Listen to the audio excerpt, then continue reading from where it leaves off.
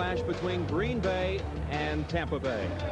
And good afternoon, everybody. I'm Jim Nance. There is no relationship more intimate between a city and its team than Green Bay and the Packers. For you see, the city of 90,000, dubbed Title Town, owns the franchise. It yields a community feeling that is unequaled in professional sports. Spirits are high as we start the new season, and it's a pleasure to be paired alongside Pat Hayden. Pat, Tampa Bay and Green Bay are convinced they can turn it around this year. Well, you know, Jim, opening day is always a day of optimism and confidence. Both these teams are incredibly confident, and rightfully so.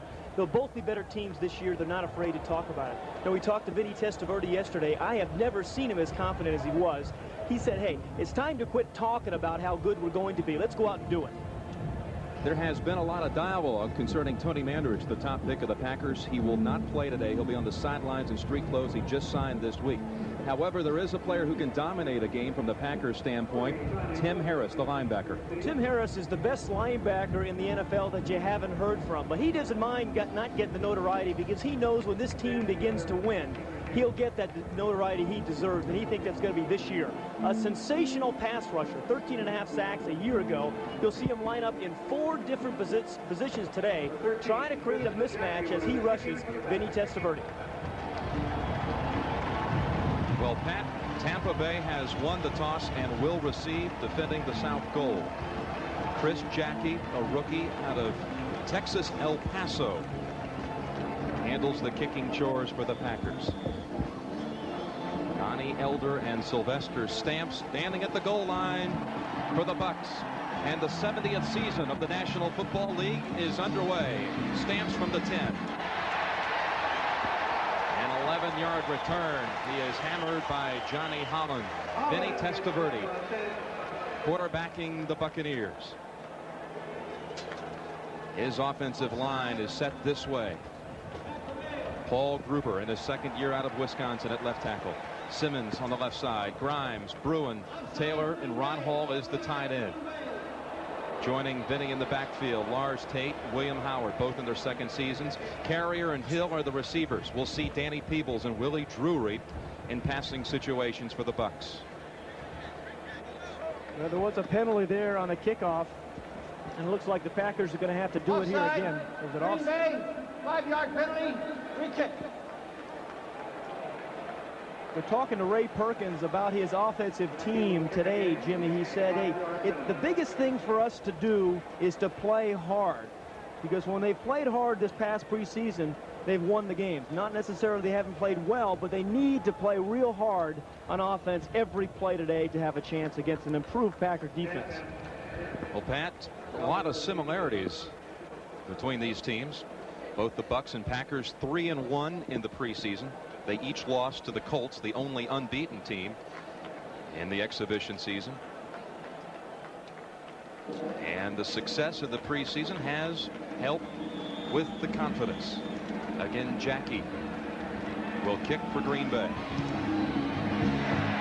A better boot this time. Elder at the 2.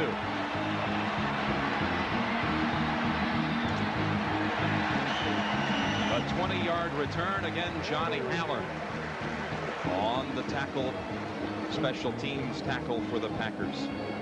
Packers defensively will line up this way against the Bucks. Brown, Nelson, and Patterson up front. The linebackers, Anderson and Harris on the outside, Noble and Dent on the inside. In the secondary, Jakes, Brown, Stills, and Murphy. Will see Mickey Sutton and Tiger Green in passing downs. The Packers are banged up in the secondary. We'll see if Testaverde picks on them. 1st and 10. Tampa Bay from its own 23.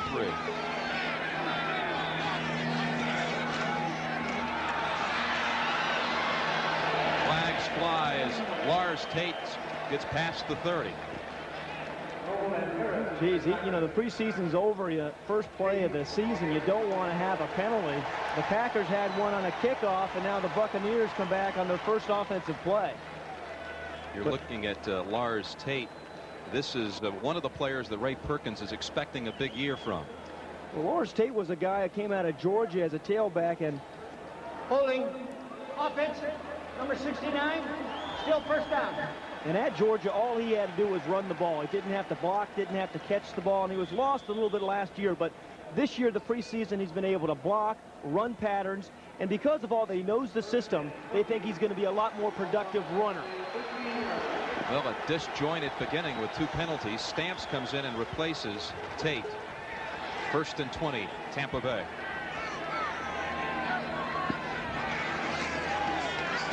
William Howard to the 16. Brian Noble and Tim Harris combining on the tackle for Green Bay. Brian Noble, the inside linebacker in his 5th year, really a leader of this defense. The kind of guy that can play it tough inside, but has enough speed to run from sideline to sideline to make plays like he did right there on Howard. 2nd and 17. Nickelbacks in for Green Bay. Denny's first throw of the year. Bruce Hill could not hold on to it at the 25. Hill kind of lost his balance as he was going for the pass across the middle, Pat. Well, the ball was right there. The thing about Testaverde, he does throw with a lot of a velocity, but Bruce Hill knows that. He never gathered himself out of the break and hit him right in the face mask, but a well-thrown ball by Testaverde. Well, when you come out of the breaks on a field like this, you really have to have your feet underneath you. 6 defensive backs in for the Packers. Danny Peebles, a rookie out of North Carolina State, the 3rd receiver for the Bucs on 3rd and 17. That's Mark Carrier at the 20. Tackled at the 25 by Blaze Winter and Ken Stills, punting down for Tampa Bay.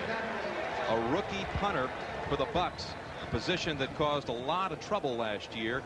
Chris Moore, number 5, the rookie out of Alabama, was recruited to Alabama by Ray Perkins as a quarterback, and he was drafted this year in the 6th round. Well, I saw him punt a few times last year, Jim. Had a sensational year at Alabama. Ray Criswell, the punter last year for the Bucs, was last in the National Football League, just 36 yards a kick.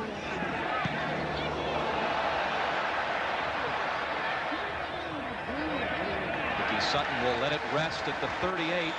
And Green Bay comes out on the field offensively for the first time in 1989. Don Majkowski, 3rd-year man from Virginia, is the quarterback for the Packers.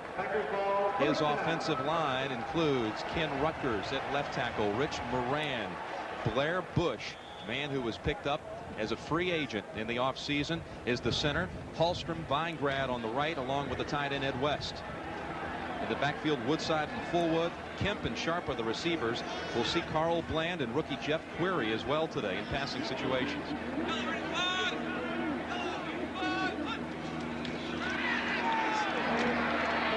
Majkowski caught on the right side by Woodside. Mark Robinson on the tackle, the strong safety for the Bucs, who line up this way today. Reuben Davis, Kurt Jarvis, and John Cannon starts as Robert Goff was inactive today because of a knee injury. The linebackers, Murphy and Moss on the outside, Marv and Randall on the inside. We will see the rookie, Broderick Thomas. And in the secondary, Reynolds and Jones on the corners, Hamilton and Robinson, the old Penn State pair of the safeties, Futrell and Elder in passing downs. 2nd and 7.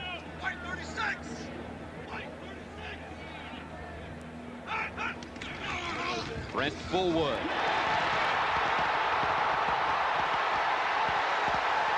Just what Lindy Infante had hoped for. Brent Fullwood is a star waiting to happen. And he reads a center's block extremely well. Watch Blair Bush as he controls the nose guard, Kurt Jarvis. And then again, you get the ball deep to Fullwood. He just cuts back, picks up a nice block by the left tackle, Rutgers, as well. Fullwood, a #1 draft pick 2 years ago. They've been waiting for him to be a dominating player. They think he should be a 1,000-yard rusher this season. That was a gain of 27 yards. 1st and 10 for Green Bay from the Tampa Bay 32. Fullwood and Woodside split behind Majkowski. Pass to Sharp. Out of bounds inside the 30. What you're going to see from this Green Bay offense, Lindy Infante, the head coach, coordinates the offense, and they do not feature one player. You've seen on 3 different plays, 3 different guys have touched the ball. He believes in spreading it around. Each of his receivers ought to catch 40 or 50 passes during the year. He did say Fullwood ought to gain 1,000 yards, but nobody is going to be featured in this offense. It's a pickup of 4 on the pass play. Bukowski to Sterling Sharp, the #1 pick in 1988 from South Carolina.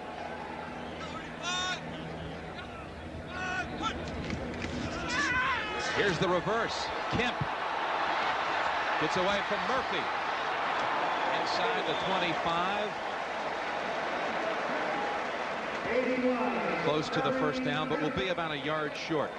Maybe 2. I tell you, Ricky Reynolds, the corner from the Bucs, did a nice job of preventing a big play and staying at home. Otherwise, they had a nice little play set up. That was a play that often featured Phillip Epps, who did not make the 47-man roster, Pat. Well, he didn't make it because they felt they needed some receivers to catch the ball this year. Last year they had 53 drops as a team, and Epps was part of that. So they wanted some receivers this year who are going to catch the ball first and foremost. They think they have that.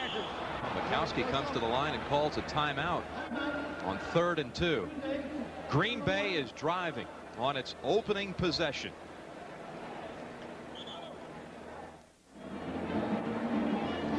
Don Bukowski, a player with a lot of pizzazz and an air of excitement, beating out Randy Wright, who did not make the roster, backed up by Anthony Dilwood. But what do you think about Bukowski, Pat? Well, you know, he really is an exciting player. When he steps onto the field, the fans here always get excited because you never know exactly what he's going to do, whether he's going to throw it, whether he's going to scramble for a big play. And I think the players on his team sense that too, Jim. When he gets into the huddle, they sense that excitement that this guy can move the ball.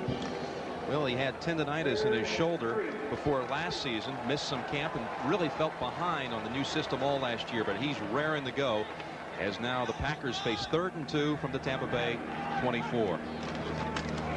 Fullwood has the first down, and he's to the 14-yard line.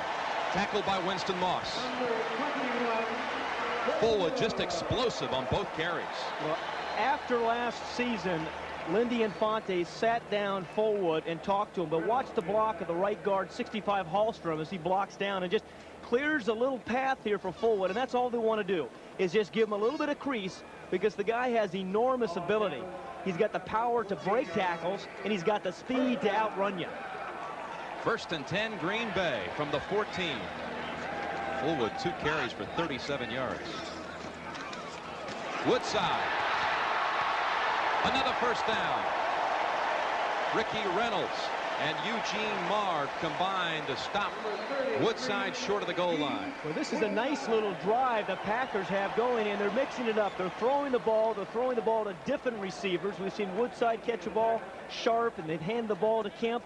They've run the ball with power and some with finesse. Gain of 11 yards by Woodside. 1st and goal from the 3. James Campen comes into the game for the Packers. And they've announced him as a tackle eligible here. 1st and goal from the 3. Fullwood. Touchdown, Green Bay.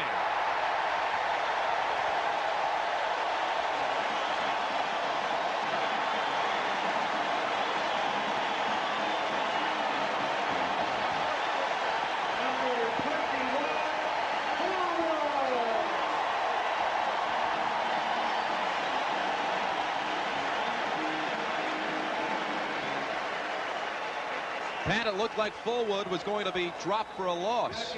Yep, ran right through the tackle of Mark Robinson, but a terrific opening drive to start the season for the Packers. Well, what great confidence they must have. Chris Jackie's point after is good. Real nice block by the wingback here in the short yardage formation, which gave Fullwood a chance as he runs left. Watch the wingback block. And again, this play was designed to go inside, but then Fullwood bounces outside, runs right through the tackle of Mark Robinson. This is a new Brent Fullwood that you're seeing this season.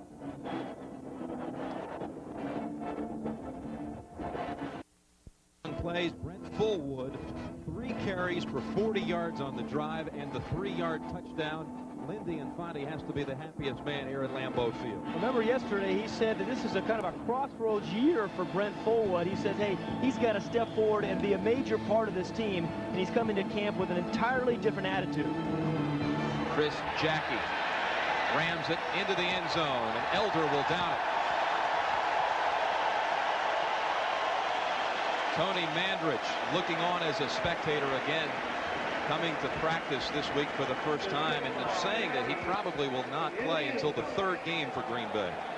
Guys like Mandarich, the dimensions of guys like him are really changing the way this game is being played. 300 pounds and runs a 4.6, has all the kind of physical capabilities of being a dominating player. He's on a special 2-week roster exemption.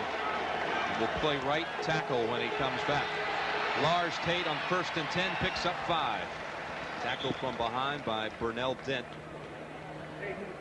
I think this is an important series here for Vinny Testaverde, because you're coming here with all this optimism and enthusiasm that we talked about at the top of the show. And in the opening drive, the opposition scores on you, so you're down 7. You want to get something going and feel. You don't want to have 3 plays and punt here after the opposition just scored on you. So he needs to get at least a couple of first downs here. 2nd down and 5.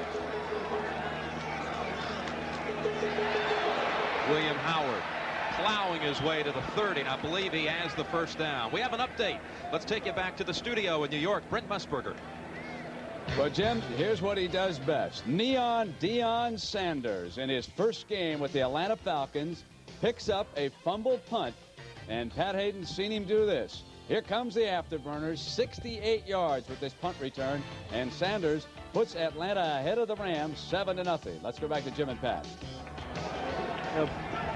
Patty starts the week playing for the Yankees. First time he touches the football in the National Football League, 6 points. That is incredible. Hit a couple of home runs, I think, for the Yankees last week, and now the punt return. 1st and 10 for Tampa Bay. Lining up in the eye. Lars Tate for short yardage. One of the goals for this Tampa Bay offense is to take some of the heat and some of the pressure off Vinny Testaverde. They want the running backs, Tate and Don Smith and William Howard, those guys, to really be able to put some first downs and some scores on the board by themselves, so Testaverde doesn't have to carry the whole load. That last carry was by Sylvester Stamps, 6-year veteran, signed as a free agent by the Bucs. 2nd down and 8 for Tampa Bay. A blitz show here by the Packers.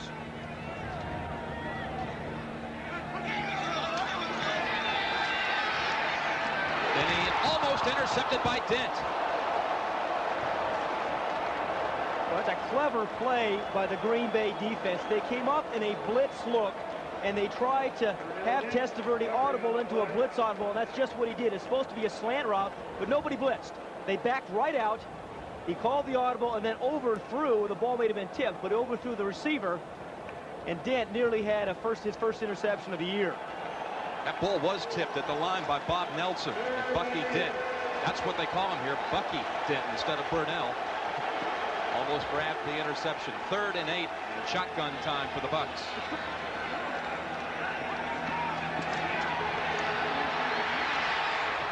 Testaverde has his man. First down, it's Carrier near midfield. And Ken Stills tackles him at the Tampa Bay 48. Boy, very nice protection there. We talked about Tim Harris. Rob Taylor, the right tackle, number 72. Watch what he does on Tim Harris. You want a big body on a big body. He does a nice job. He gets a little hold there, then he tries to cut him. But he gave Testaverde enough time to deliver the ball. Well thrown pass, easily caught by Mark Carrier. Mark Carrier, 16 yards for the 3rd-year man from Nicholls State. 2 tight ends in. William Harris joins Hall. William Howard gets the carry on first down, picking up 8. What a powerful runner, William Howard from Tennessee. Brian Noble makes the tackle at the Green Bay 44-yard line. Every offense needs a guy like William Howard. He's 6 feet and 240 pounds. A guy that can get you those 2 and 3 yards when you really need it. He's really kind of a lineman with an eligible number. An old volunteer. How about that Tennessee win last night? What a surprise, yeah. Knocking off UCLA 24-6 on the West Coast. 2nd and 2 for Tampa Bay. Howard again. Running behind Rob Taylor. He has the first down at the 40. Noble makes the tackle. William Howard, good inside runner, was 2nd last year in the NFC as far as rookies gaining yards rushing. 2nd to his teammate Lars Tate. You know, you need a guy that can kind of move the pile, you know, and William Howard can do that for you. If you win football games, the NFL, it's teams that get you those 2 yards when you really need it. Well, Howard's the type of guy that can provide that for the Buck offense. Now the Bucks' first drive of the season, 1st and 10 from the Packers 40. Howard, 3rd straight carry. Darting for 5, Brian Noble and Burnell Dent making the tackle. You know, if the Bucks are going to have success this year and take the pressure off Testaverde, the offensive line is really going to have to do a job. And they've got some great players in that offensive line. Paul Gruber, the left tackle, and Randy Grimes, the center. Gruber, one of the best young tackles in all of football, but this is a group that's going to protect him. They've done a much better job in the preseason, and thus far in this game, they've opened some seams for William Howard. Saints have scored on a Dalton Hilliard touchdown run. 2nd and 5. It appears as though Harris jumped. Tim Harris for the Packers. Ball start. Number 69. Offense. John Bruin gets flagged for Tampa Bay, the right guard. You know, it's a strategy I think that Testaverde and most quarterbacks have against a guy like Tim Harris, Jim. You know when you have a big pass rusher on the other side, if you try to change your count and change your voice inflection, sometimes you can draw the guy offside, but you have to be sure your offensive guys know when you're going to change the count. That time Bruin didn't know it. Now let's check the cadence on 2nd and 10.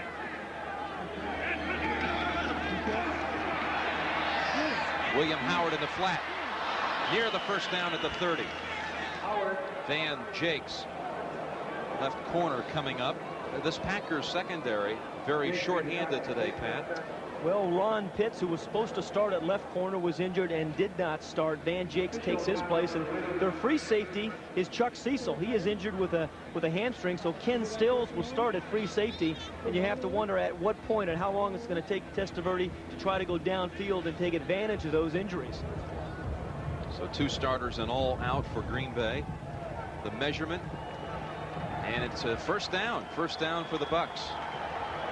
Well, so far in this drive, though, Ray Perkins has to be happy because Testaverde hasn't had to do it all. The offensive line has created some nice holes for Howard. He's run the ball well, and he caught a nice pass there for the first down. This is the 10th play of the drive. Lars Tate comes in. He's the deep back out of the eye.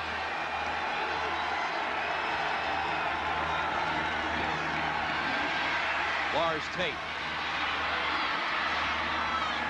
picks up almost 10. That's near another first down. One thing about a center like Randy Grimes, number 60 in the middle of the screen, you have to stay with your block. You can't just hit a guy once and let him go. Now his head is kind of on a swivel. He's getting some help there from Bruin.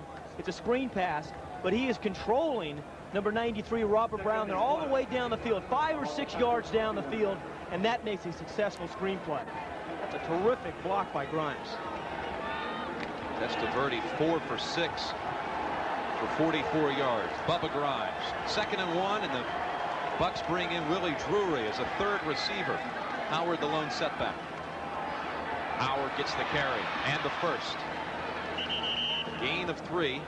Bob Nelson, the nose tackle, jammed him after the first down was picked up by Howard. Bob Nelson, a former Buccaneer.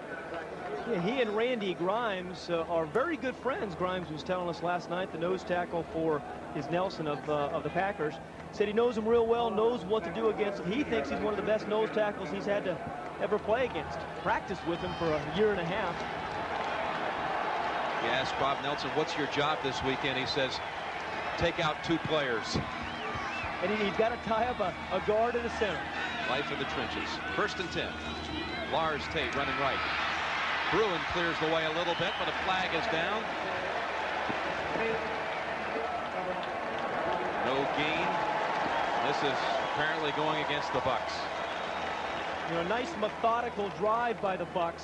But when you have those kinds of drives, you're more susceptible to penalties, obviously, because you're going to have a lot more plays.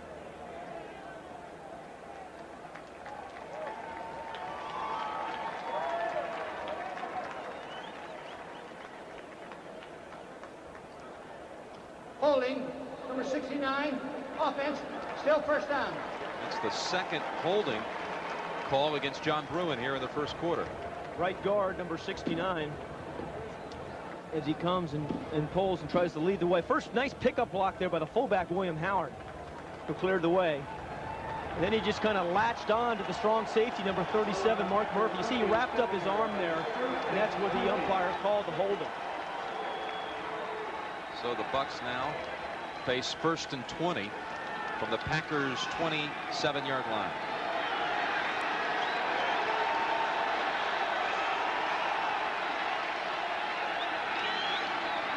Lars Tate up the middle for a yard. Bob Nelson, the nose tackle we just spoke of, helped out on that play. Plugging up the middle for the Pack. We said that Nelson is not supposed to make a lot of tackles, but just occupy a couple of players. But you'll see him offset a lot. They call it their Nancy position when he kind of offsets. But he occupies a lot of guys and frees things up for the linebacker. But every now and then, Bob Nelson, the nose tackle, is going to make a play like he did there. Packers take out Brian Noble and bring in Tiger Green on 2nd and 19 for the Bucs. Tampa Bay with 2 receivers on 2nd and 19, and now Vinny Testaverde calls timeout. It's been a long drive, but the Bucs Timeout. Tampa Bay. face 2nd and long. Wimbledon's golden boy, Boris Becker, goes gunning after his first U.S. Open title, but can he topple Lendl? The men's final today.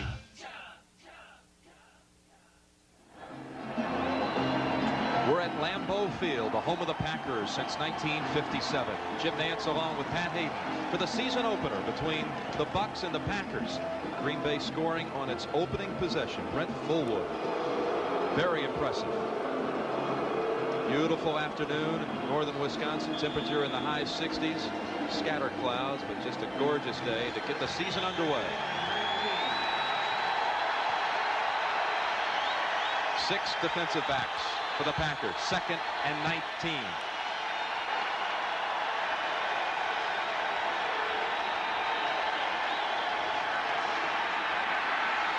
Pass to Carrier, cutting back to the inside and getting to the 14-yard line. Well, that's a nice play by Testaverde and Carrier. And Carrier's a guy who is really coming on, and the Bucs are expecting a very big year from Mark Carrier.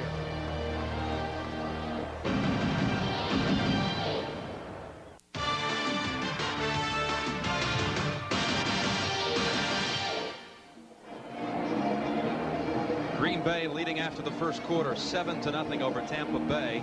The Packers today wearing white jerseys, and we've researched this throughout the week, and from what we can tell, in the franchise 71-year history, this is the first time Green Bay has worn white at home. Well, much has been made of Vinny Testaverde's colorblindness. They think that it'll help them in the heat early in the year, and they also believe it may affect Testaverde. 3rd and 7. Testaverde to Hall. And a flag flies. Tiger Green on the coverage for Green Bay. I tell you, that is a nice lob there by Testaverde, just giving Hall a chance. Again, you know, we talked to Testaverde about this colorblindness thing, and Jim, he thinks people have made way too much of it. Defensive pass interference, number 23. Let's take a look at Tiger Green, number 23 again. Nice touch. We've seen Testaverde drill the ball, but a big guy has very good touch as well. It was a push off on the right hand there by Tiger Green, number 23. 2 officials there to make the play. And you know, Testaverde was also saying the fact that the Green Bay change to the white jerseys in this stadium really helped him. Said may do him a favor. Because of the green background around the borders of the stadium. He distinguishes those white jerseys much better with the green background. The trim, he said, could have blended in. First and goal for a drive now that Tampa Bay has in over 8 minutes. Lars Tate. Howard trying to lead the way. Tate, did he get in? Yes, touchdown, Tampa Bay. Lars Tate. Lars Tate can really fool you with his speed. You know, he's 6'2", 215 pounds, and you know he can run tackle from tackle. And if you're a linebacker or defensive player, you think he's going to come right at you. But he also has the kind of speed where he can get to the outside. Picked up a nice block and broke a tackle for the score. Donald Ikwe-Buike. He held out for much of the preseason. Resolved things late August. Now attempting the extra point. And we're tied. Fullback in the NFL is a blocking position primarily. And watch the fullback here, William Howard, number 43, clear the way for Tate. Just right there on number 97, Tim Harris, just occupied him enough that allowed Tate to get to the corner, broke the tackle of Middleton. CBS Sports coverage of the National Football League is sponsored by Miller Lite, official sponsor of the NFL Player of the Year Award. Miller Lite brings you the NFL's best. AT&T, the right choice. And by the new generation of Oldsmobile. Step into the future now at your Oldsmobile dealer. Tampa Bay drives 80 yards in 14 plays. 8 minutes and 59 seconds in all. And the touchdown run by Lars Tate. We're all tied, Tampa Bay and Green Bay. Jim, you see why Ray Perkins is excited about this team and thinks this team has a chance to compete this season. It's a feeling that Green Bay also shares. Both teams expecting that this is the year they'll rebound. Ikwe-Buike kicks it away. He's not noted for kicking them deep. This comes to Fullwood at the 5. 26-yard return for Brent Fullwood. Plan B free agents. This is something you probably heard a lot about during the preseason. Well, the Packers signed the most Plan B free agents coming in, 20 in all, and 7 made the team. Well, you know, I think it's been a great thing for the Packers because they needed to upgrade their team immediately. They couldn't wait. They're that kind of team, and they at least made their team better by 7 positions. And in camp, it increased the competition. Guys were fighting for positions. They had a great camp. These are players that were not one of the 37 players protected by each ball club. Blair Bush is one of the Plan B guys. He's the center for Mikowski on 1st and 10. Fullwood. First time he's been stopped today. You know, Jim, you mentioned Blair Bush. Here's a guy who played the last 7 years in the AFC, and we were talking to him the other day, and he said, hey, the biggest thing I have to do is get accustomed to NFC nose tackles. He said, this is the first time I'm playing against Kurt Jarvis. But he also said the game has gotten so much more physical in his 12 years in the league. Guys are bigger and faster, and coaches are asking a lot more of offensive linemen. He could pinpoint the year, in fact, where he noticed the change. It was 1982. 2nd and 7 for the Packers. Woodside splits out to the right. Fullwood, the lone back. Play action fake. And picked off. Picked off by Robinson. Mark Robinson still on his feet. And a flag is down at the end of the play. But the interception by Mark Robinson.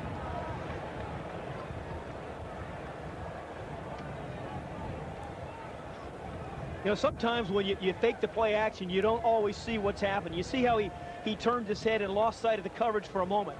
He was trying to throw the ball off over the middle and then came back to his secondary receiver, Woodside. But below the waist on the return. First down. Mark Robinson did a nice job of not only catching the ball, Jim, but doing something with it afterwards. And the illegal block on the return will put the Bucs now at the 45 of Green Bay. You know, Mikowski is the type of guy, Lindy Infante tells us, that doesn't get too affected by his mistakes. He's a guy that should come back and make something happen the next series. 2 tight ends for the Bucs. Denny across the middle to William Harris. Here's an interesting guy signed as a free agent, not a plan B free agent, a veteran free agent, second-year player from Texas. Saints still lead now as that game at the Superdome moves to the second quarter. Roger Craig has just scored for the 49ers to go up by a touchdown. Well, this is definitely a new look Tampa offense. Testaverde 6 of 8, hit his last 5, but primarily short passes. Last year, remember, they threw the ball downfield an awful lot, and some of that led to all the interceptions that he threw. Sylvester Stamps joins Howard in the backfield. Stamps gets the carry, running Gruber's way near the first down, and he has it. He has it inside the 35. Brian Noble makes the tackle for the Packers. Well, you mentioned Paul Gruber, number 74, right there in the middle of the screen. Gruber is a guy that solved their problem at left tackle. You know, that's a position that's very important, particularly if you're a quarterback. You need some guys who can really play that position. As a rookie, he was late to camp, but came in and played every single down at left tackle. He'll be there for 10, 12 years, and Vinny Testaverde is not going to have to worry about his backside. We're looking for a Pro Bowl season from Paul Gruber. Played collegiately right here in this state at Wisconsin. 1st and 10. Tate on the sweep. Able to pick up a couple of yards. Another flag is down. This in the Buccaneer backfield. Third holding call now against Tampa Bay in the first half.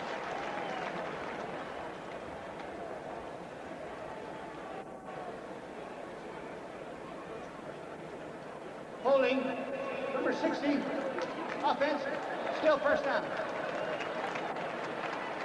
So the center, Randy Grimes. And again, the holding penalties have put, you know, they always put a quarterback in a tough position, but when Tampa Bay has done a nice job of in their first couple of holding penalties was not trying to get it all back with one play. Just dump it off here or there, maybe run a screen or a draw and get it in 2 or 3 plays. 1st and 20 for Testaverde.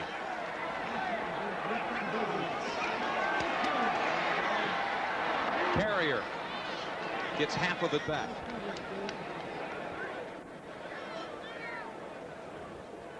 You know, Paul Gruber has an interesting matchup today. He'll be blocking a lot. Tim Harris, the man we mentioned at the top. Harris there is in a stance now. Ordinarily he's a linebacker, but when he rushes the passer, he likes to get in the 3-point stance. But you see how Gruber, who's a big body, just gets right in front of him, gets his hands right on his numbers, and there's just nowhere for Harris to go. It's a sensational job of positioning by Gruber.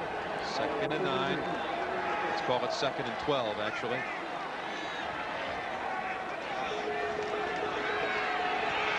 Testaverde going for it all. Over the head of Carrier. Dave Brown putting the coverage on him. Dave Brown's a guy who's been around an awfully long time. Did a nice job of coverage there. Remarkable. Dave Brown playing in his 15th year.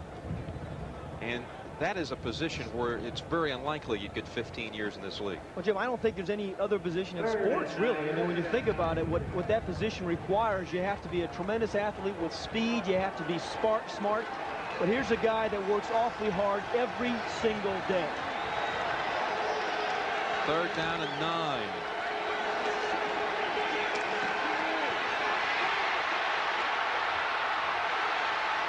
Great scrambling by Testaverde. He'll run for the first. Oh, wow. He has it, I believe. That final twisting move may have picked up the first down for the Bucks. Yeah, if he were only 6'2", we wouldn't have made that first down. That is a nice play by Testaverde, and you see why you have to be excited about this guy, because he's got the big arm, and then he's got some real quick feet and some great vision. Runs through a couple of tackles, picks up a nice block right there by Sylvester Stamps, kept Mark Murphy off. He slows down, a nice little move, and all 6'5" of him stretches out and picks up the first. That's a nice play. This is a man who could not wait for this season to get underway. He says it's time to stop talking and start playing. And he picks up the first down for Tampa Bay.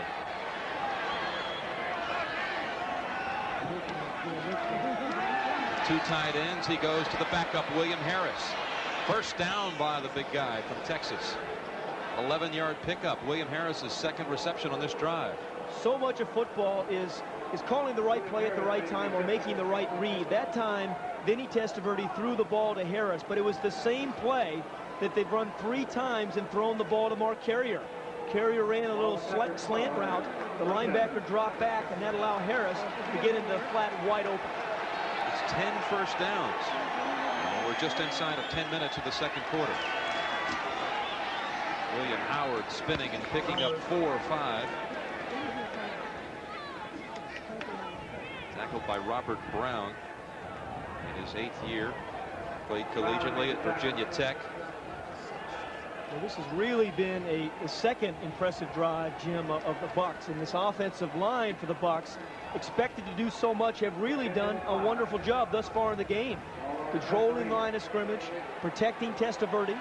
They've overcome some mistakes, but they're knocking on the door again. Carrier and Hill both line up to the left. Double tight end, 2nd and 6. Howard, the lone back,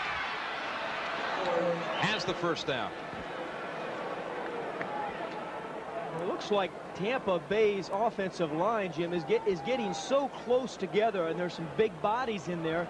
There's just no room for any penetration by the defensive front of the Packers, and they're just getting a little bit of a line surge, giving a ball to the guy in the backfield and allowing him just to find a crease. Ray Perkins sends in an extra lineman, Tom McHale, and Lars Tate rejoins the backfield. This is a man who can fly. They can launch it right over the line with Tate. He's already scored the 1 touchdown. Here he goes again. He'll stay on his feet and score. Lars Tate puts Tampa Bay ahead.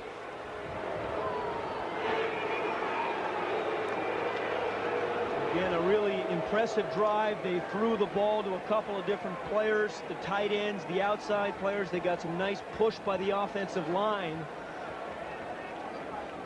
As the second drive, really very, very similar to their first touchdown drive. Very methodical, very effective. Just plowing their way down the field. The short routes by Testaverde on the mark. Howard up the middle, and Tate does the rest at the goal line. Buike converts, and the Buccaneers lead it 14-7. Well, as you see Lars Tate go over the right guard in the center again and then cut back, it's again, you can see why Ray Perkins and his team is breathing with confidence, because they have a lot of players who believe they're going to win a lot of games this year. Well, Lars Tate has scored both Buccaneer touchdowns, and Vinny Testaverde really only going long once. That was a pass to Carrier in the end zone, but the short route's very effective as Tampa Bay has completely controlled the clock, the time of possession, and now control the lead 14-7. Pat, what do you think about the Bucs? You know, Jim, ordinarily time of possession is not a very good statistic to consider, but what they did is get the ball in the end zone. They just didn't have long drives and punt the football. They got the ball into the end zone 2 times on touchdowns. You can see why Ray Perkins is so confident about this team. Well, it's a team that last year went 5-11, Tampa Bay, while Green Bay was 4-12. Buike, Fullwood at the 5. 22-yard return, a fumble on the tail end of that, but he was whistled down. No fumble. Well, during the last time out, the trainers and such were working on Vinny Testaverde, who may have had something in his eye. Some grass when he was tackled on the run, perhaps, but he appears to be okay, and we expect him to return to the ball game.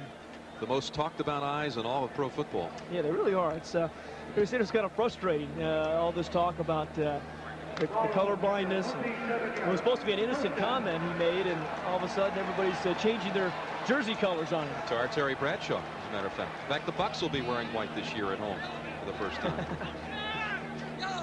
They say it's because of the heat.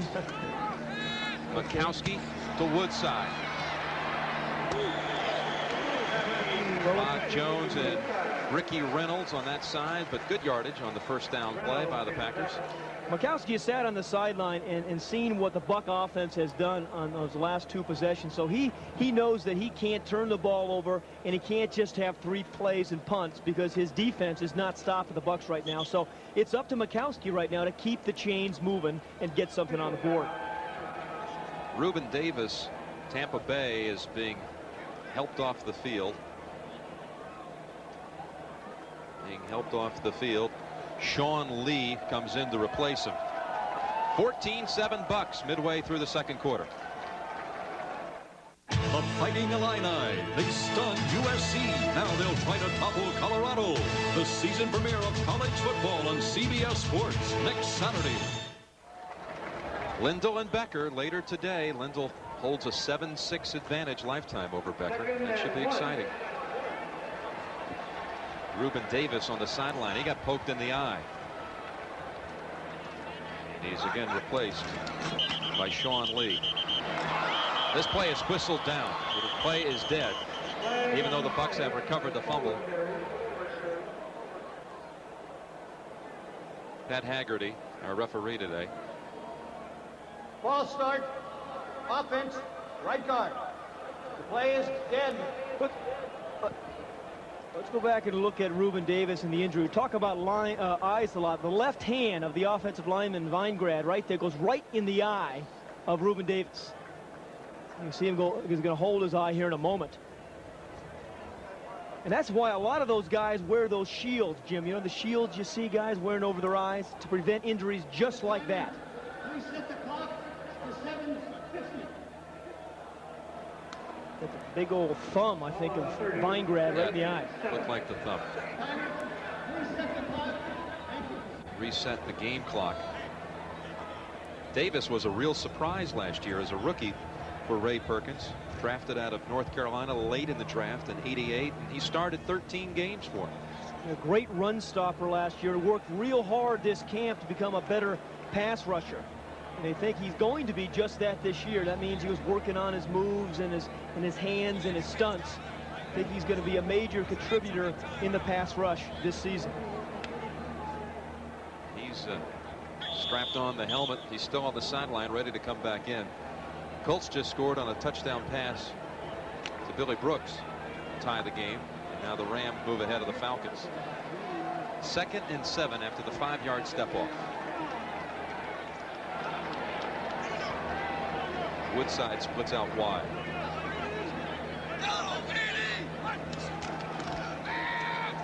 Mikowski to Woodside. 2 yards short of the first down at the 35-yard line. Another defensive lineman just coming into the game. And you see some of the linemen there for Tampa Bay. Sean Lee, number 97. Number 98 for the Bucks. Ray Seals is just an absolute remarkable story to be playing here today in the National Football League. Never played in college at all. Played some semi-pro ball up in Syracuse. His team actually won the semi-pro championship. And Ray Perkins, a friend of Perkins up in Syracuse, called him about him, went up and had a look at him, and now he's playing for the Bucks. You can only imagine how exciting it is for him opening day. 3rd and 1. Play action. Mikowski over the head of Robinson, and Haddix has it. That is actually Ed West, the tight end. And Mikowski, under pressure, lofted the ball. It looked like Mark Robinson might come up with his 2nd interception. But there was Ed West, the tight end, to pick up 26 yards. He's not known for his pass catching abilities. You know, we talked about Testaverde's soft touch a little bit earlier. Watch Mikowski here, who does a nice job. They didn't fool the defense here, as Murphy puts a lot of pressure on Mikowski, but got it right over the outstretched hand there of Mark Robinson, and well thrown there. Great touch. And West picks up the first down. That's a tough play. Harry Hamilton drags him down. First down for Green Bay, and Woodside now running for maybe a yard. Ricky Reynolds. Reynolds manning that side.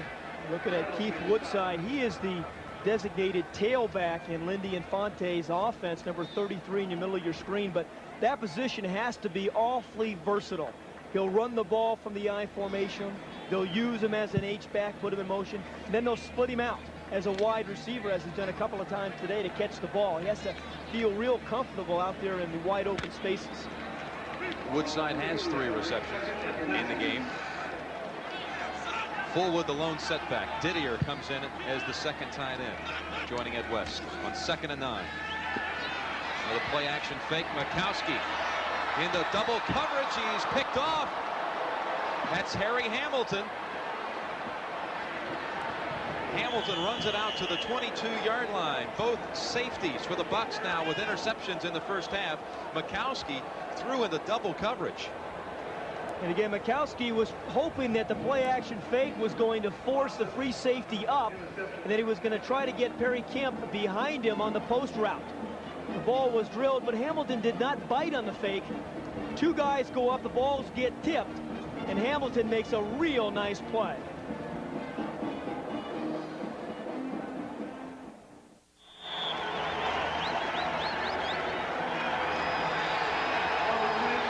Green Bay scored first, but Tampa Bay has come back with 2 consecutive long drives for touchdowns and 2 interceptions. On 1st and 10, Lars Tate breaking tackles, bulldozing his way near the 30 before Mark Murphy was able to wrestle him down. And Van Jakes, that was a nice run by Lars Tate. Pat, Saturday will be in Boulder, Colorado. Illinois and the Buffaloes. Colorado now 2-0 in the season after winning yesterday against Colorado State. While Illinois, I hate to say it, but opened up with that win against your alma mater out there in the Coliseum, beating USC. Jeff George, the quarterback of Illinois, one of the country's best, brought his team down through 2 touchdown passes in the last 6 minutes. I'm looking forward to watching him play. 2nd down.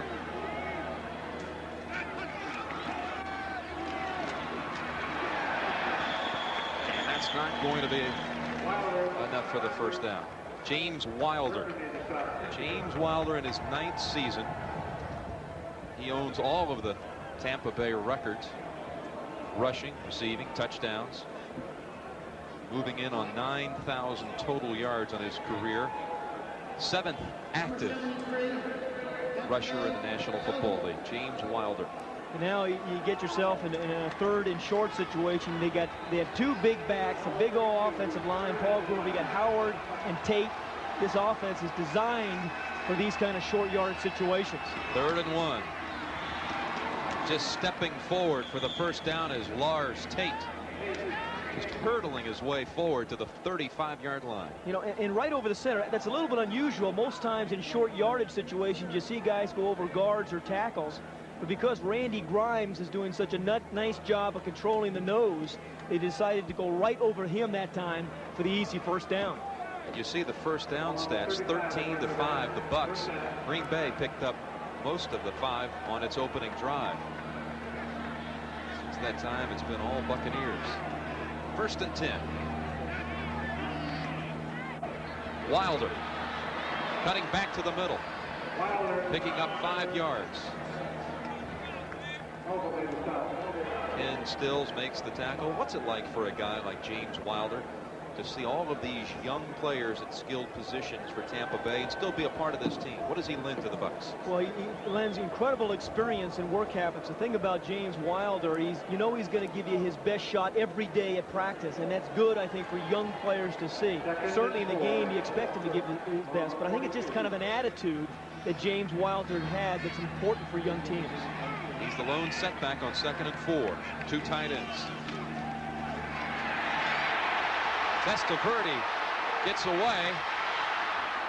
Now throws it over the head in vicinity of James Wilder. Tim Harris was coming in, and the wake-up call for Tim Harris has been answered. I tell you, not too many quarterbacks can throw a ball 30 yards with just the wrist, as Testaverde did there. But again, Tim Harris, we've talked a lot about him. This time he beats Paul Gruber. Overpowers him, doesn't necessarily outquick him. But Testaverde does a nice little move here, but this is just a flick of the wrist. And the ball goes 30 yards. And again, he prevents a huge negative play by just getting rid of the ball. Tim Harris came steamrolling in there, and then it was Sean Patterson putting the pressure on Testaverde. 3rd and 4. Tate and Howard back in there.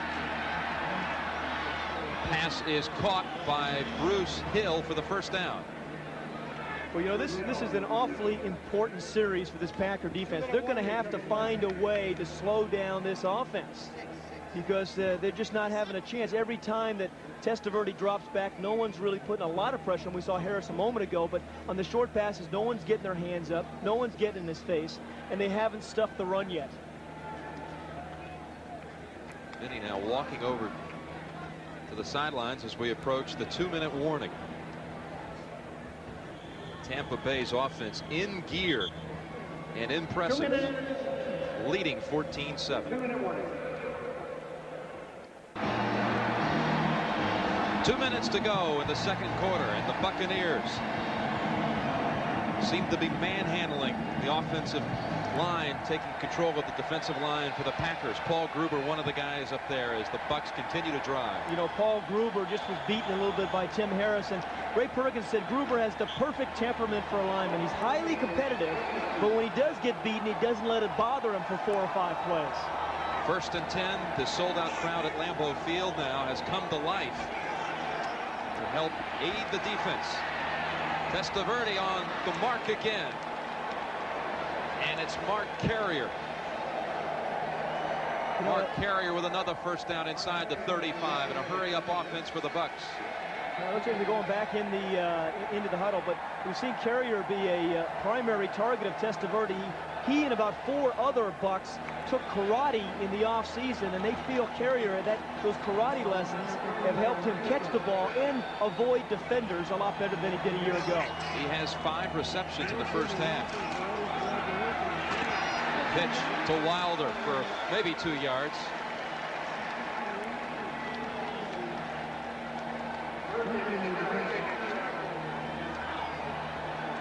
Talking about Carrier taking karate lessons. How about Gruber at the line? What can he do? Watch the strength there. Again, what he does is he gets his body in a position, just screams out to play, and he's got strength in his arms. You got to have powerful arms and quick feet for a big guy to play tackle. It's become a highly skilled position in the NFL. 2nd down and 8 inside of 50 seconds. Testaverde in the right side. Hall trying to get out of bounds, and he does. And he picks up the first down. You know, I mentioned that they were going into their hurry-up offense, and then they kind of backed off of it, Pat. This team just burned about a minute off the clock when it didn't seem necessary. A bit of a surprise. They do have 2 timeouts remaining, but now time becomes very much a factor. It was funny watching Ron Hall catch that ball, Jimmy. Talk to the coaches, and they say, hey, he's a great blocker. And when they say that's kind of a euphemism for meaning that he can't catch the ball very well. But nonetheless, he's done a nice job today of getting himself open. When the opportunity arrives, he does catch the ball. 43 seconds left in the half. 1st and 10.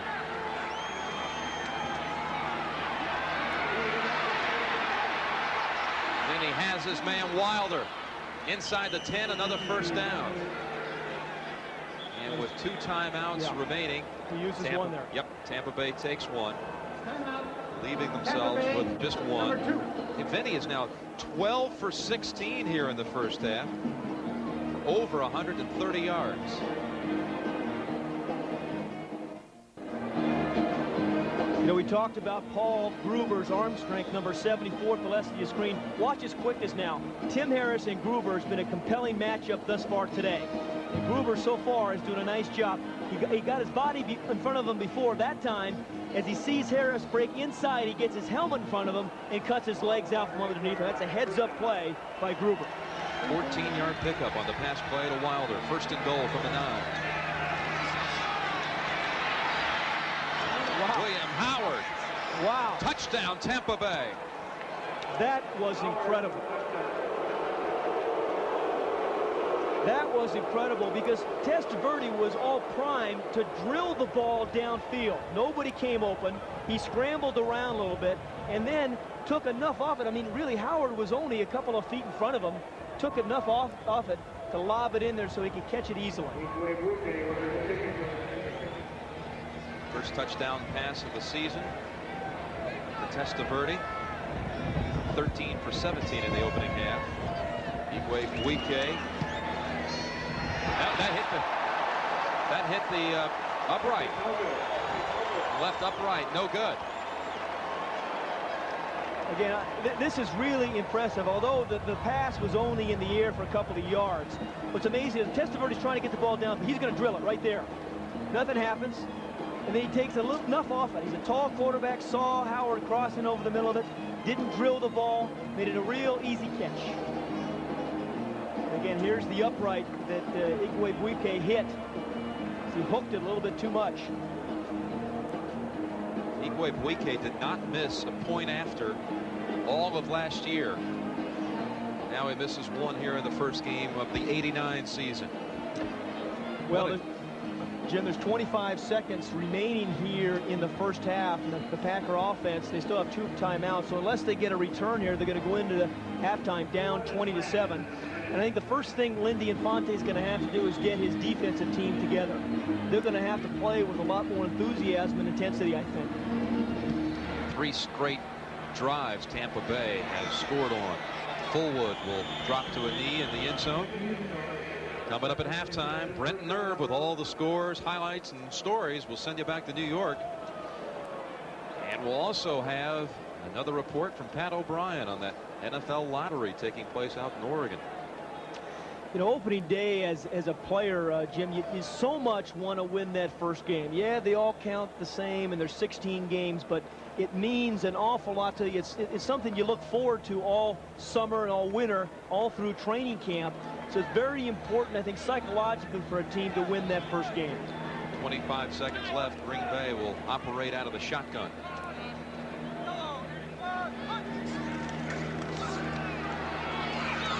Kowski setting up a screen. Fontenot. Urban Fontenot picking up 9 yards. Will the Packers use a timeout? Yeah, they burned one there. Fontenot, another one of the Plan B free agents. Came over from Cleveland, where he one time played for Lindy Infante. And Tony Mandrich looking on and looking at the scoreboard. Still laughing. He's a real character. I talked to him before the game, and he actually revealed, Pat, that he had a contract on the table from Lou Duva, boxing manager, to fight on Thanksgiving Day against Mike Tyson for $5 million. I'd fight Mike Tyson for 5. I think I would too. I'd be there right now. You know, speaking about the Tyson matchup with Mandrich, you know, he said after his first day that his legs felt like they weighed 600 pounds. And he thought he could go 15 rounds with Tyson. I don't know. That's right. That's an excellent point. Interesting, he'll be playing right tackle when he does come back, not the left side like Gruber does for Tampa Bay. This is the way it looked last year in the Central Division. A race between the Bears and Vikings, and then Tampa Bay, Detroit, and Green Bay. Well, Jim, and I think all 3 of those teams, Tampa Bay, Detroit, and Green Bay, are all 3 improved. Certainly we have seen that out of Tampa Bay thus far today. Green Bay, I think, is an emerging team. And Detroit gets off to a new start, new head coach, of course, Wayne Fontes, and new offensive system. 2nd 1, final seconds of the second quarter. Bukowski trying to race for the sidelines. Oh, he has the first down, but time now just dwindling away. Moss and Bukowski exchanging shoves. It's like Tyson and Mandrich. Green Bay, number 3. Okay, their last timeout, 2 seconds left, and how many times have you seen the Hail Mary pass or the deep pass where you hope? But I've seen lots of teams win games or score touchdowns in that play, and you got to give it a shot. You have to give it a chance. You have a real athletic guy by the name of Sterling Sharp, who's a wide receiver for the Pack. Throw it up and give him a chance. What has happened here for Green Bay after looking so good on that opening possession, where Brent Fullwood was just so explosive, picked up 40 yards, took it right in for an opening score, and since that time, nothing for Green Bay. Well, Jim, I think their offense, particularly their offense, is so much a rhythm game. You have to get into a rhythm, and they've been on the bench so much because the Bucs have been controlling the ball. The offense hasn't had a chance to get back into the rhythm of things. Final play of the first half. Jeff Query, a rookie, comes in, along with Sterling Sharp. Bukowski. Query's over there. Pass falls incomplete. That's the end of the first half with the score: Tampa Bay 20, Green Bay 7. Sending you back to New York. CBS Sports coverage of the National Football League is sponsored by your Toyota dealer. Whatever car or truck you choose, you'll love the quality. Who could ask for anything more? Citicorp, because Americans want to succeed, not just survive. And by United Airlines, rededicated to giving you the service you deserve. Come fly the friendly skies. So at halftime at Lambeau Field, 20-7 Tampa Bay over Green Bay. And We've talked about one of the hot issues during the preseason, that involving Plan B free agents and how it affected Green Bay. But another topic that's been often discussed now in recent weeks has been the steroid issue. 13 players in the league were banned for a month because they tested positive, and 2 starters perhaps for Green Bay, offensive linemen Mike Arieh and Keith Euchre. Could this perhaps be affecting the Packers today? Well, they're both tackles, Arieh and Euchre. Remember, Mandarich has just signed, so I think they could affect the tackle position, so they're not moving the ball particularly well because they're having some trouble on the ground. But just generally on the steroid issue, I think we're kidding ourselves, Jim, if we only think there's only 13 guys out there who are on steroids. I was a player a number of years ago. Unfortunately, there are players. I think the NFL needs to continue to take a hard stand on it, and we need to continue to educate young people because now high school kids are getting involved in it, and it's terrible for you.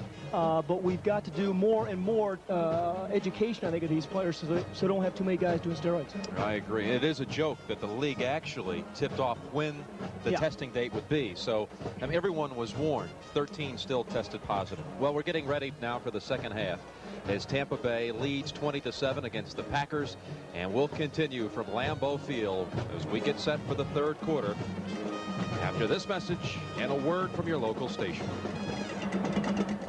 CBS Sports coverage of the National Football League is sponsored by Diet Coke. You're going to drink it just for the taste of it. Federal Express, the best way to ship it over there. And by Allstate, for home, auto, and life insurance. You're in good hands with Allstate.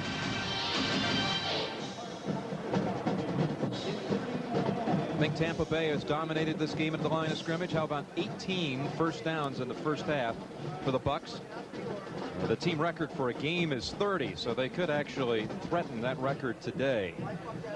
Now, Paul Gruber, the offensive tackle, when he signed as a rookie, had the largest contract ever signed by a rookie offensive lineman. That mark, however, was broken last week when Tony Mandarich signed a 4-year, $4.5 million deal with the Packers after holding out most of camp. Now, earlier today, I had a chance to talk with Tony Mandarich. Now, for everyone knows, he threatened to fight Mike Tyson, the heavyweight champion. I asked Mandarich just how close was he actually to pulling off that much ballyhooed bout? It was close. It was a lot closer happening than I was to sign with Green Bay 6 weeks ago. I think that people don't understand. People think that I came out and said I want to fight Mike Tyson. Well, Lou Duva, who's a boxing legend, and Shelly Finkel, who's a promoter, flew out to L.A. to see me, and they put down a contract in front of me for $5 million. It guaranteed me $5 million to fight on Thanksgiving Day, and for the heavyweight championship of the world. And I had to think about it because I didn't know if I was going to play football this year. And I thought about it, and I said, yeah, I'll fight him, but I'll fight him for $10 million because it's got to be worth my while, because I'm going in against this guy who's going to try to tear my head off, just like I'm going to try to do to him. And the media seems to forget that part, and the only part they seem to write about is when I retaliate verbally, and that makes the headlines. So actually a shred of new information from Mandarich, who said no one's really talked about the fact that a contract had been put on the table and $5 million was there in front of him, just ready for him to sign for that Thanksgiving Day bout. But he decided he was a football player first. And again, he is on the sideline, not expected to play until Game 3. Lindy Infante telling us yesterday that I can't sacrifice the team for on-the-job training. And offensive line is not an easy thing to step right into. We saw Deion Sanders sign this week, already contribute today for the Falcons. But Pat, you've made an excellent point all week when we've talked about linemen. It's different. Yeah, people don't realize how much a mental part of the game the offensive line is. It's not just being a big physical guy. It takes a long time to learn a system. And now the NFL, you have to be a very skilled athlete. It's become a skilled position in the NFL. Igwe Buike gets the second half underway. Kick bouncing to Fullwood at the 11. He's got some running room. A flag is down, however, a late flag. Fullwood pushed out of bounds in Tampa Bay territory at the 45, but it may be coming back. You know, nothing is more demoralizing for a quarterback like Don Majkowski, who's thrown a couple of interceptions. Holding number 37 on the return. And he sees that his team opening up the second half is going to get some good field position, and you see that yellow flag go down. Boy, it just drives you crazy as a quarterback. But again, big hole here. goes through the defense much like a politician at a fundraiser and gets to the outside. And again, he's got some pretty good speed, Brent Fullwood does. But again, there was holding a little bit earlier on Mark Murphy. So instead of beginning the second half and the Bucs into the field, it's backed up to the Green Bay 26. Look at time of possession in the first half. Yeah, and remember, too, the Bucs did something with that time of possession. They scored 3 touchdowns. Mikowski riddled by 2 first half interceptions. Haddix in the backfield gets his first carry of the season. Haddix plunging forward near the first down, maybe a yard short. Now, Michael Haddix is not the kind of guy that's going to do a lot of television endorsements, but he is a real important part of this team. Came as a free agent from the Philadelphia Eagles after he got into Buddy Ryan's doghouse, but the kind of guy who can block for you, will catch, get you tough yards inside. A very important part of this team. If you have a bunch of guys like Michael Haddix playing as well as they can, you have a chance of winning. He's the backup to Fullwood. Picks up 9 on the carry. Former #1 draft pick also from Mississippi State, Michael Haddix. He's the lone setback as Woodside now splits wide to the left. Haddix again. First down, Green Bay. Just power driven forward there by Haddix. And a pickup of 3. You know, the amazing thing to me about this Green Bay offense, I know they like to spread it around, but Sterling Sharp is a #1 draft pick a year ago. They're expecting big things out of him. He only had 1 catch, and that is it for the wide receivers. 1 catch in the first half. So even though they like to spread it around, I think they're going to have to give that man, number 84, Sterling Sharp, a chance to use his ability. First and 10. That was just a little short route, too, just thrown over in the flat. I believe netted 4 yards for Sharp. There he is, Pat. Again, not anything deep, but it picks up 6 yards. Rod Jones on the coverage that side for Tampa Bay. You know, you talk to Lindy and Fondy, and what they really want from Sterling Sharp is to do something after he makes a catch like this. They drafted him out of South Carolina because he broke a lot of tackles after catches like this. And he made a lot of big plays. But last year he didn't, and they're hoping that he's going to be able to create 40-yard gains out of 5-yard passes. What, he had only 1 touchdown last year, Pat. Of the 55 receptions, only 1 went for a score. 2nd and 4. Mikowski on target to Woodside. Into Tampa Bay territory at the 42. 4th catch for Woodside. And again, that versatile tailback position, as Woodside, who's ordinarily the tailback, lines up way outside in the wide position. Now, when Tampa, you see 2 receivers, they like to go down and screen for one another. You see Perry, camp number 81, he was the man in the slot, ran the hook route, and Woodside just hooked up on the outside, put that zone defense a little bit in the bind, and Mikowski threw the ball right on time. Gain of 14 yards. Haddix the only man in the backfield. We've not seen Fullwood in the second half. Opening drive. Haddix rumbles for 6. John Cannon on the tackle. John Cannon stepping in as a starter today for Robert Goff, out with a knee injury. Now, again, what we've seen Green Bay do to come out and open this second half is pretty mix it up a little bit. First of all, they have Michael Haddix starting as their 1-back. They've given him the ball a couple of times. They've thrown some short passes to give Mikowski a chance to get some of that confidence back. And because of that, they've moved the chains a couple of times. 2nd down and 4. Woodside, first down, Green Bay. A drive that, well, this is the way Green Bay opened up the ball game, actually. The first time they had the football, they drove it. Again, mainly because of Fullwood. Now, starting to mix it up kind of like Tampa Bay has been doing. And again, the Packers spreading the ball around, and they're going to force the Tampa Bay defense at some point to begin to tighten the coverage. Although when the field, you get down to scoring position, the field shortens, but they're hoping to draw the coverage up some so then they can go over the top. Blair Bush is out of the game now. He's on the sideline and replaced by James Campen at center. 1st and 10. Looking for Sharp. He has him on the slant. Down to the 12. Just what we were talking about a moment ago, Sterling Sharp after the catch. This is why he was a #1 draft pick a year ago. He's got tremendous ability. He's a pretty big guy, although he lost some weight, 5'11", but what he doesn't waste any time. He gets the ball upfield. He turns, doesn't put on any false moves, and picks up another 8-10 yards after the catch. Harry Hamilton hammered him, but not until Green Bay picked up another first down.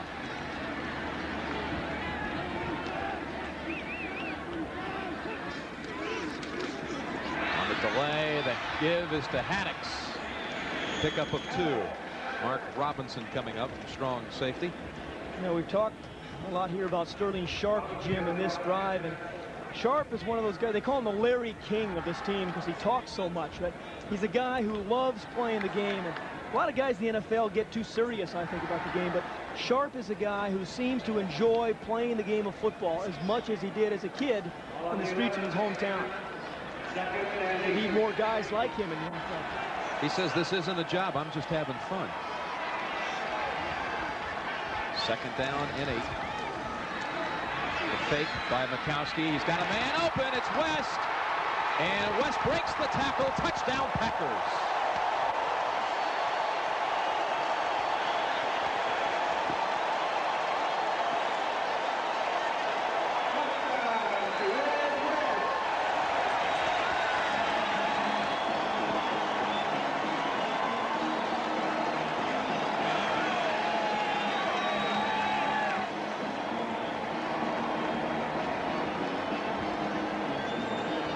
The crowd is back.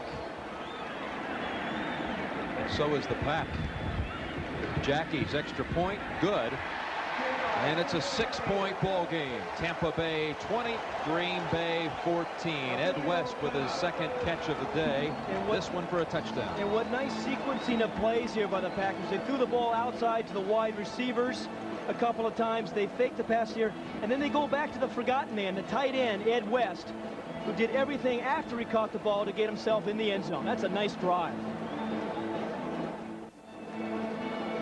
Watch Ed West here as he gets the Laurence Olivier job of acting. He's going to fake like he's actually knocked down the tight end. He's the man who caught the touchdown.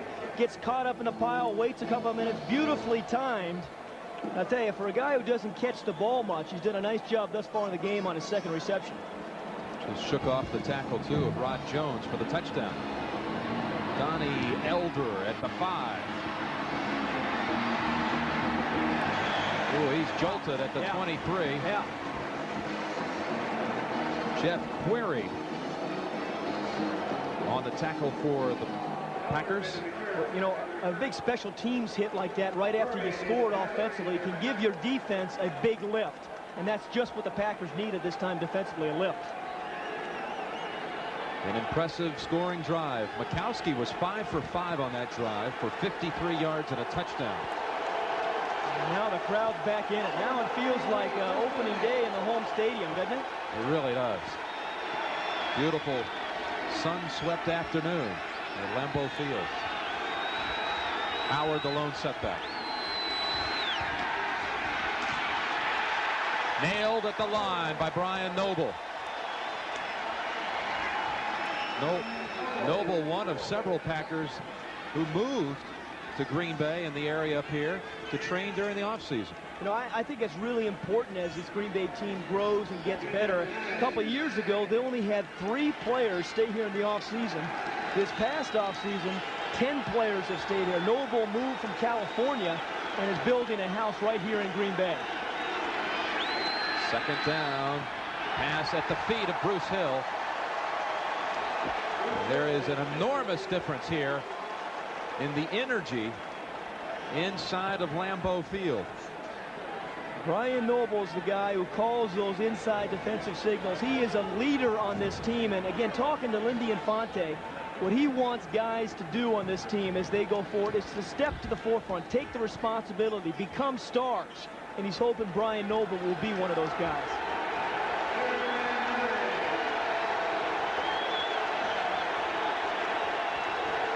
Noble, an inside backer, but 6 DBs in for the Packers now on 3rd and long.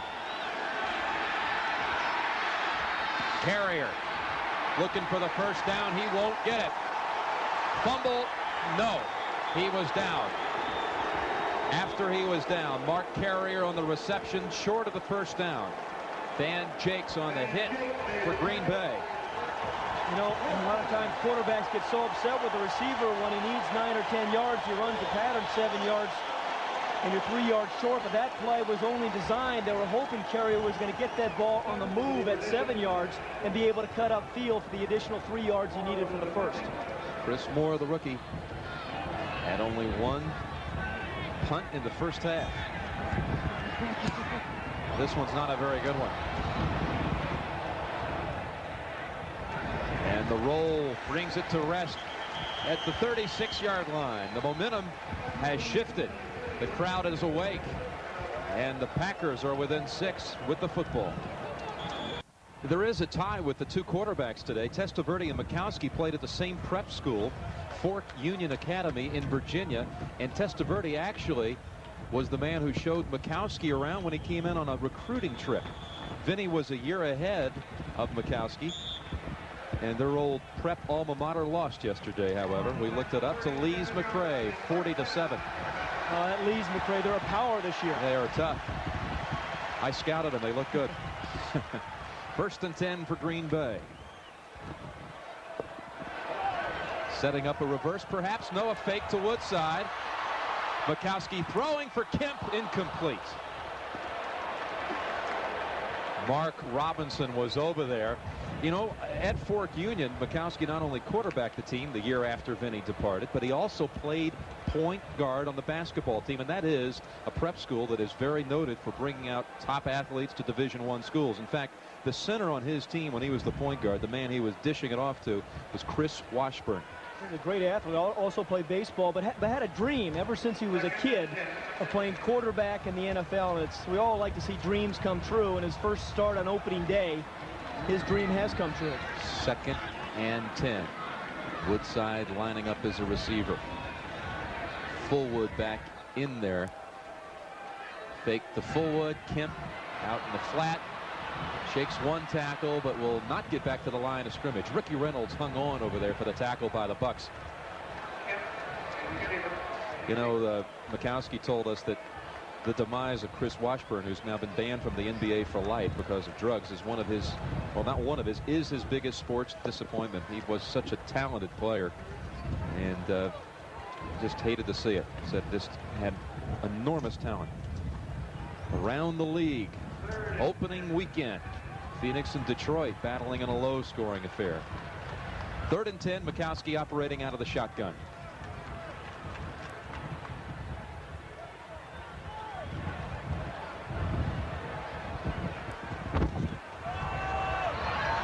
Stepping forward, Mikowski, he is down. First sack of the game for the Bucs. Boy, terrific coverage there by the Bucs as Eugene Marv made the play, but great coverage. 6 defensive backs there in the nickel situation. Nowhere for Mikowski to throw the ball, and he did the right thing. He just took the sack. They'll punt the football away. 5-year veteran Don Bracken into punt. He beat out the draft choice competition in camp. Brian Shulman from Auburn, an 8th rounder, held on to his job. 5th-year man Bracken. Fair catch is called by Futrell at the 22-yard line. 6 minutes 15 seconds left in the 3rd quarter, and Tampa Bay leading by 6. The Fighting Illini, they stunned USC. Now they'll try to topple Colorado. The season premiere of college football on CBS Sports next Saturday. This final today for Boris Becker will be the first time he's been in a Grand Slam final other than Wimbledon. 3-time winner at Wimbledon. Lindell, his 8th straight year being in the finals at the U.S. Open. It's coming up later today here on CBS. On 1st and 10, Lars Tate behind Gruber, picks up a yard. Noble was over there for Green Bay. You saw a good shot of the flag. The wind has really picked up here, and Vinny Testaverde is facing that wind. And again, the defense led by Brian Noble. It's important here that they stuff this Tampa Bay team, force a punt into that wind, and get some decent field position for the offense. They'll say it was a gain of 2 for Tate before Noble tackled him. Noble, one of the things Noble did in the offseason, not only moved to Green Bay, he says he changed his eating habits. Feels like he's in the best shape of his career. He's having a big game today. 2nd and 8. That's Stamps, Sylvester Stamps, out past the 30. And Tim Harris made the tackle. Now, what about Tim Harris so far in this game, Pat? Well, we said at the top of the show he was going to line up in a lot of different positions. He hasn't been inside, but he has lined up as nose tackle, primarily as the outside linebacker. He's dropped off in coverage. But quite honestly, he put some pressure on Testaverde once or twice, but other than that, Paul Gruber has done a pretty nice job on Tim Harris. That's what they're a big factor coming into this game. 3rd and 1. McHale comes in as an extra lineman along with William Harris. Tate in the backfield. Tate, short yardage man, 1st down. Look out to the 40-yard line. Well, Green Bay was in tight for a moment. I thought Tate may break it. 1st down, Buccaneers. Boy, what a nice block by the offensive line and his fullback, William Howard. But watch Harris. Kept out of the play. First the tight end gets him, and then Mike Simmons, 62, gets a little piece of him. By that time, the back, Tate, is already by him. Mike Simmons is the left guard on that side. We often have talked about Gruber. Simmons, first-year man from Indiana State. He's been on injured reserve the last 2 years. Broken leg 1 year and a knee in 1988. Number 62, Simmons, over there along with Gruber. 1st and 10, Tate. Maybe a yard. Brian Noble. You see what the Packers are beginning to do on 1st down. Tampa Bay has had 13 1st down plays. They've run on 10 of those. So on 1st down now, the Packers there went into a 4-man front, and they brought their strong safety up. They basically had 8 guys up at the line of scrimmage. Vinny Testaverde has not thrown an interception. 1 touchdown pass.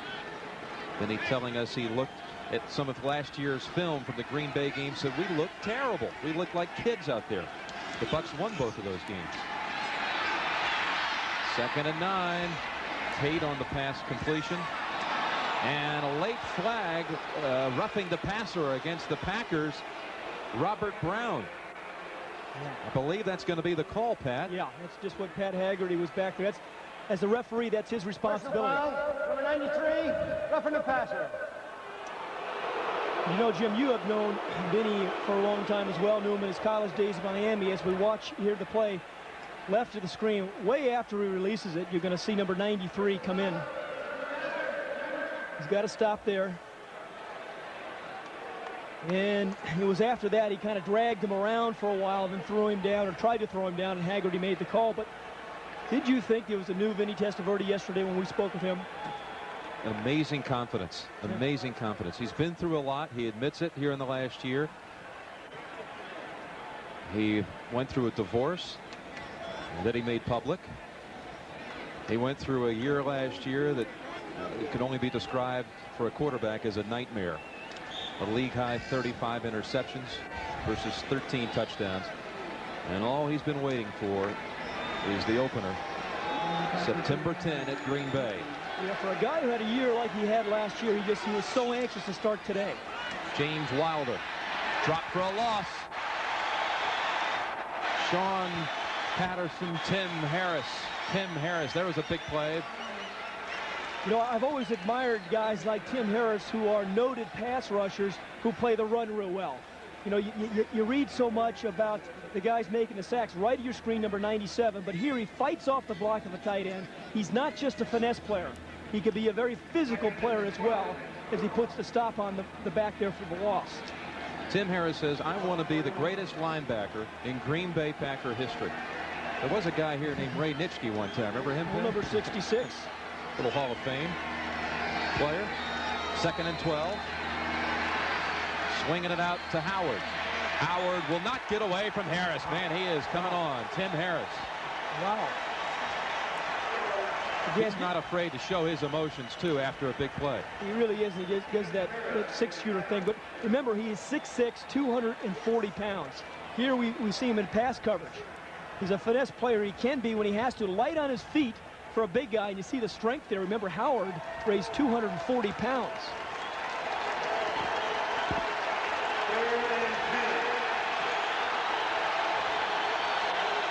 Third and long for Tampa Bay.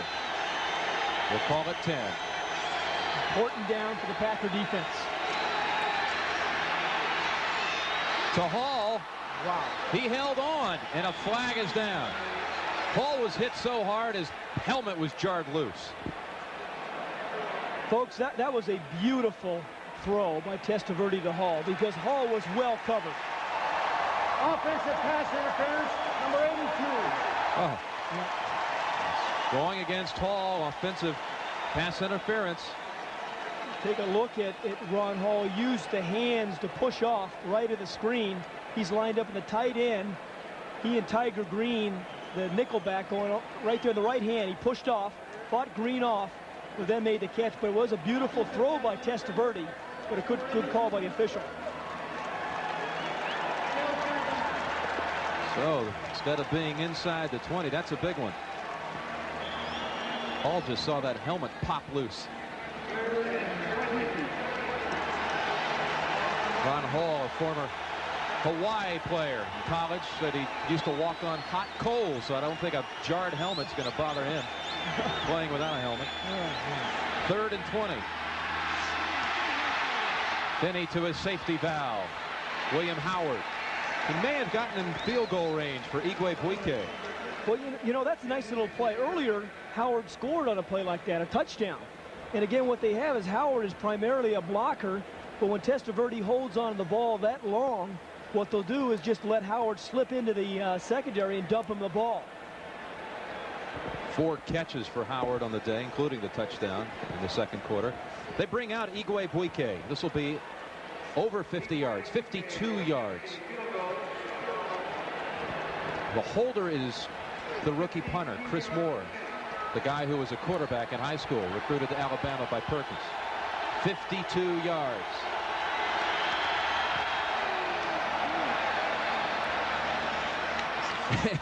Igwe Buike, a man who has never missed inside of the 35-yard line in his career on field goal attempts, now makes it a 2-score difference, a 9-point lead for the Bucs.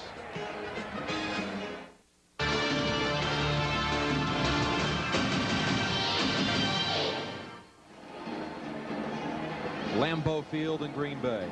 70 years ago, Curly Lambeau and George Calhoun founded the Packers. 1919. They played on a field here in Green Bay that had no stands. And as far as paying attendance, well, they passed the hat in 1919. Today, a sold-out Lambeau Field looking on at the season opener some 70 years later. Jim Nantz along with Pat Hayden.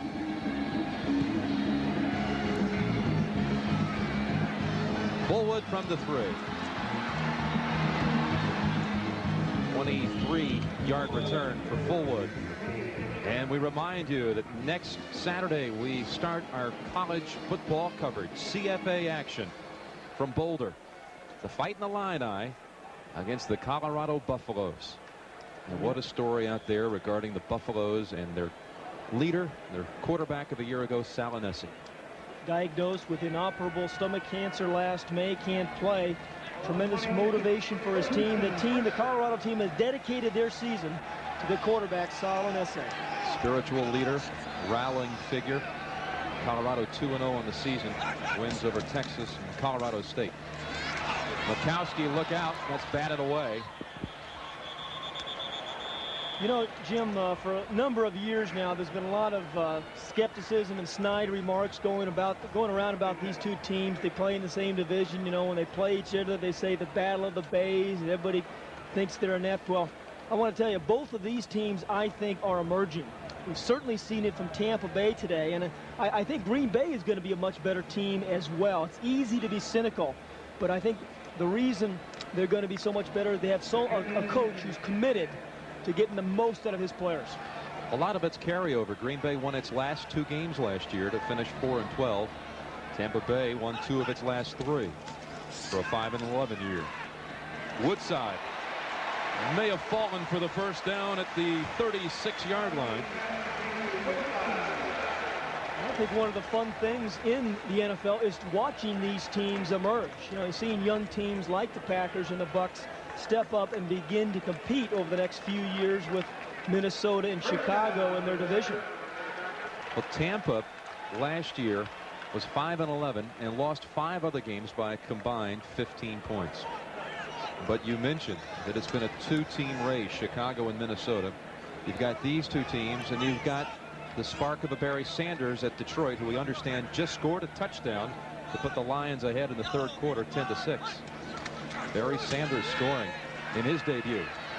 Bukowski almost intercepted. Eugene Marv leaping for it at the 45. And Jimmy Johnson, not the kind of day that Dallas wanted to open up with. San Francisco next week will visit Tampa Bay. Talk about frequent flyers. The 49ers open up at Indianapolis, at Tampa Bay, at Philadelphia. First 3 weeks of the season. That was a 3-yard touchdown run by Barry Sanders, putting the Lions ahead. 2nd and 10. Woodside. That was a problem a year ago. Drops. 53 of them in all. And clearly, this is something they worked on in training camp. They wanted to spend some time making sure the receivers caught the ball before they ran with it. It really reflected some of the people they kept and some of the people they cut at the wide receiver position. Woodside's made a couple of fine catches in the first half, but he tried to run before he secured that ball. That was the preseason criteria. We want guys with good hands.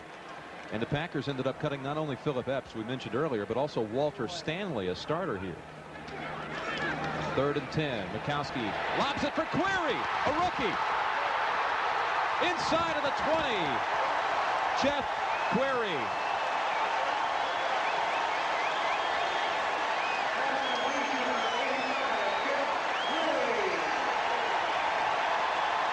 This is one of those kids who made the team, a rookie at a Division III Milligan,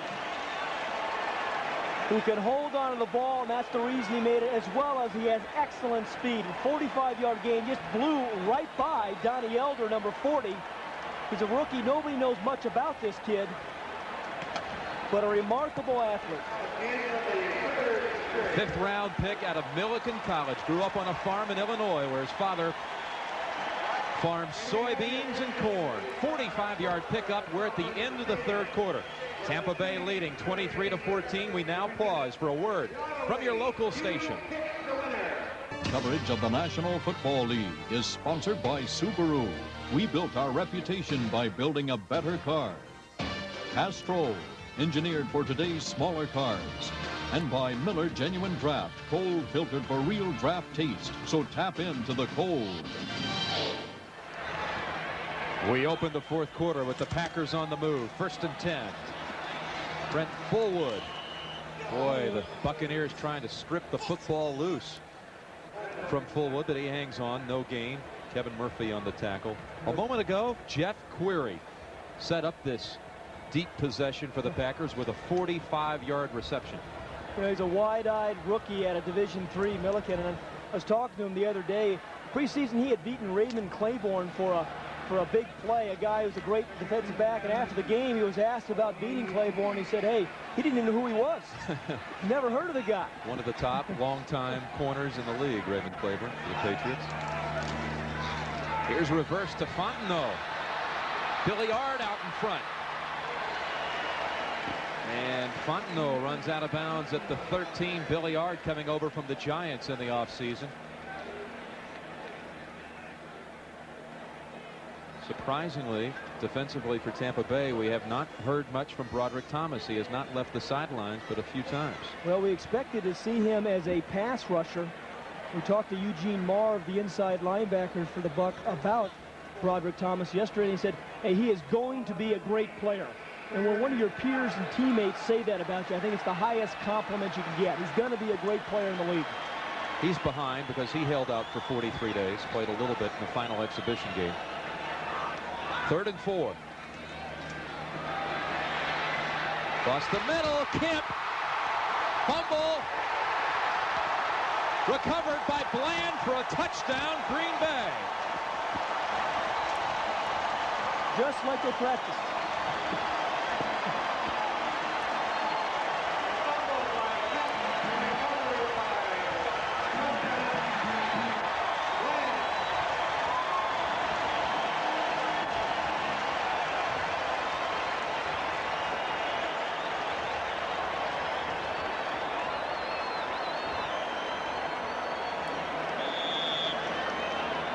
Ray Perkins trying to keep the spirits up of the Buccaneers. Perry Kemp fumbling at the 1, but Carl Bland there to recover for the 6. Jackie's extra point makes it a 2-point game. You know, Jim, plays like this can make the difference between a season where you're completely out of it or when the seasons you're in the hunt. And again, you only get plays, this looks like a lucky recovery. But what happens when you have guys hustling, like Carl Bland was, down there running his route, trying to do his job, that's not just an accident. That's a nice hustling play by Carl Bland.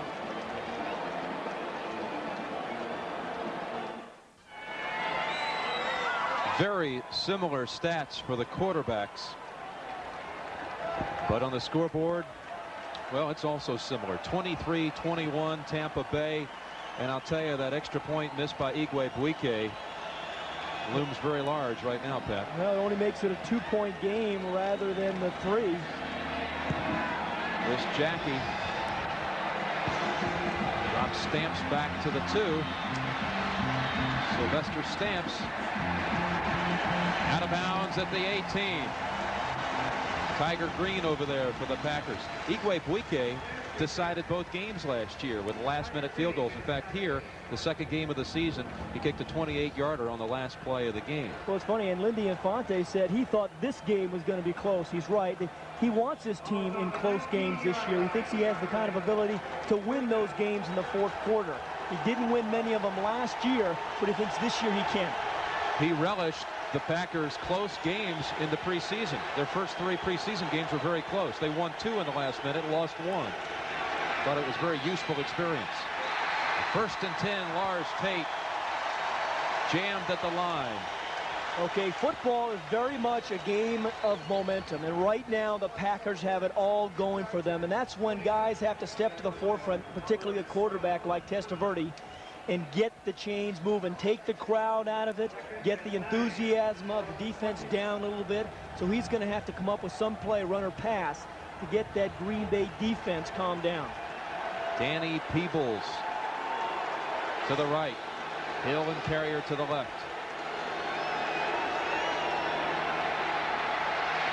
Swinging it over to Howard. Howard near the first down yardage. Tackled by Van Jakes. Again, Jakes filling in today as 3 members of the Green Bay secondary out with injuries. Chuck Cecil, Mark Lee, and Ron Pitts, son of Elijah Pitts. You remember him, of course, back in the Green Bay glory days. Number 22 for the Pack. Coach with the Rams. And presently a coach with Buffalo is Elijah.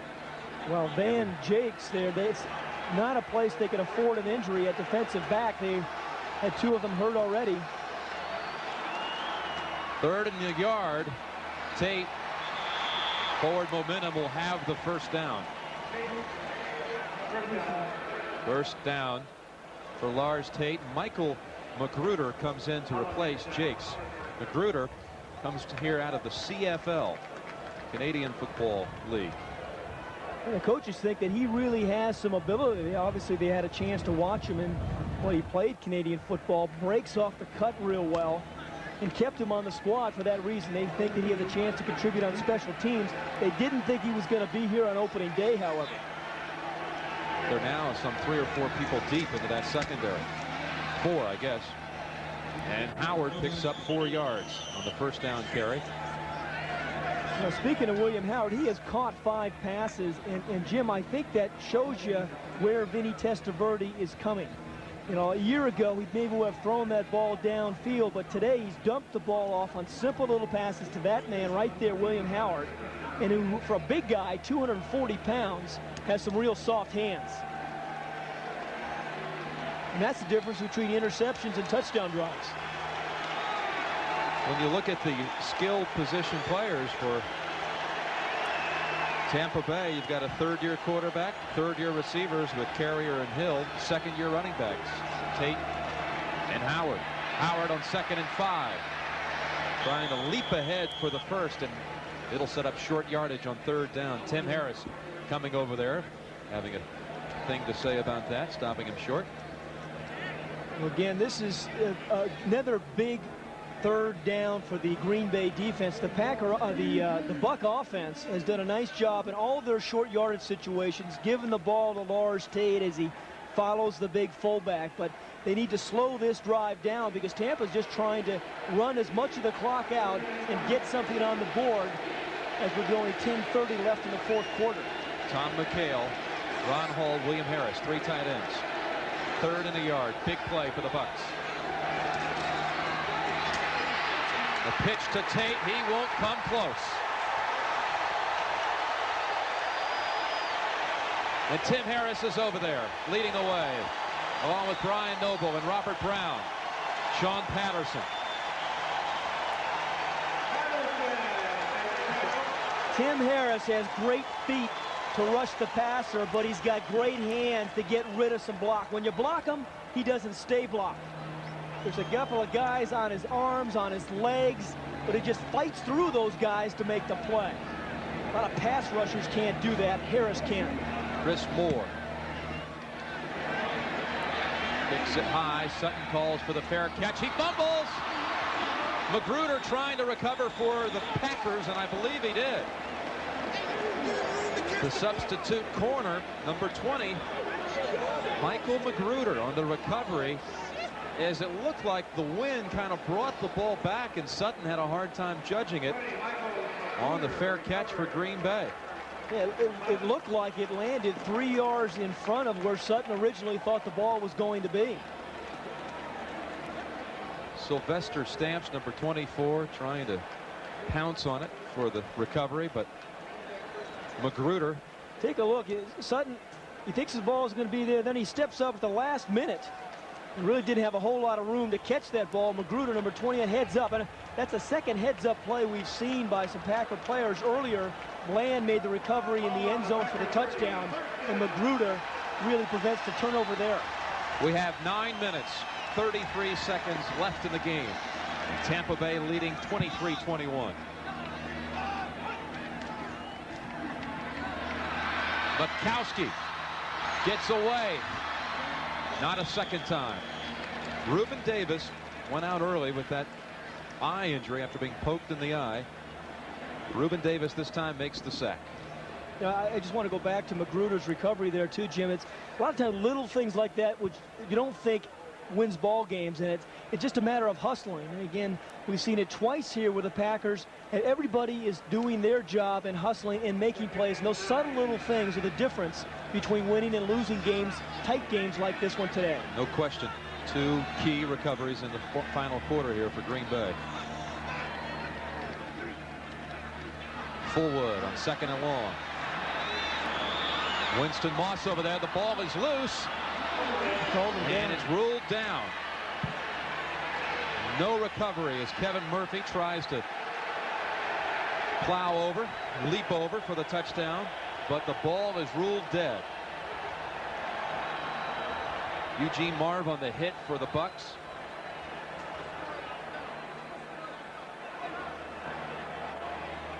And Brent Fullwood back in this series following Billy Yard gets tied up there. It's a matter of momentum. They think his momentum, when he was down there, his knee came down and the ball, the ground caused the fumble, and the side judge was right there to make the call. Query to the left along with Sharp. It's Bland and Kemp to the right. Shotgun time, 3rd and 10. Across the middle, Query again. What a cut. First down. I'm telling you, this rookie just dodged 3 tackles on 3 cuts to pick up 21 yards and a first down for the Packers. You know, he was an amazing guy. We were talking to him just the other day and asked him about what the big difference was, and he didn't act like it was any big deal. He acted like he kind of belonged in the NFL, wasn't intimidated by being on the Green Bay Packers, playing in professional football, making the roster. He really kind of expected it of himself. A lot of confidence from the rookie out of Milliken. Well, they gave him Max McGee and Philip Epps' old number. And he has been shining here. Second half, 2 catches, 66 yards. First down, Fullwood. For 9. Harry Hamilton on the tackle in the secondary. Good double team block here by the Green Bay Packers up front. You're going to see Blair Bush and Billy Yard. Then you're going to see Weingrad, number 73. You know, I really doubled down on the tackle. That just cleared the whole way there for Fullwood. That's an easy hole. You don't see many large holes like that in pro football. Second down and 1. Woodside and Fullwood in the backfield. First down. Fullwood just got it inside of the 40. His 8th carry of the day for 54 yards. You know, Jim, you mentioned a good point a little bit earlier. You have to wonder what Donald Igwebuike is thinking right now as he sees the Packers begin to march down the field, get themselves in field goal range, eating up some of the clock, 7 minutes left in the 4th. And if they were able to kick that field goal to beat them, you feel pretty bad about missing the extra point, hitting the upright earlier in the game. Missing the point after on the Bucks' 3rd touchdown of the day. Igwebuike. First and 10, Green Bay.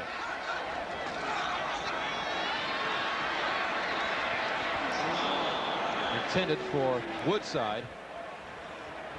Rod Jones and Harry Hamilton on the coverage. Reuben Davis putting a little pressure on Mikowski. Well, those timeouts are going to be a large factor in a close ball game. 6:40 left in the 4th quarter. And how the quarterbacks use those timeouts as they go forward will largely determine if their team will win the game. Second and 10. Michael Haddix now comes in to the backfield for the Packers. Play action fake to Haddix. Coming back to him. Gets away from Winston Moss.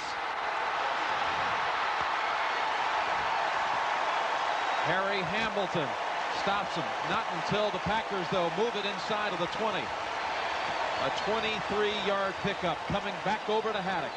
And, Jim, you got to love the call here by Lindy Infante, the head coach of the Packers. He knows that the Buck defense likes to run.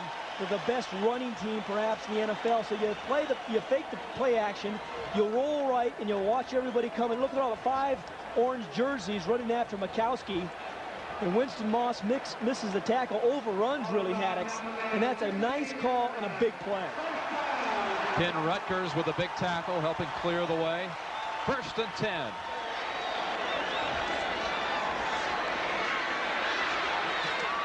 In a crowd intended for Woodside. For those of you who have just joined us, day 1 on the NFL's 70th season. Tampa Bay led 20-7 at the intermission. 3 long scoring drives by the Bucks in the first half, piling up 18 first downs, 2 touchdowns by Lars Tate. But Green Bay has come back in the second half. 2 touchdowns by Green Bay. Just a field goal by the Bucks, that by Igwebuike from 52 yards. Green Bay trying to drive and take the lead. Second and 10.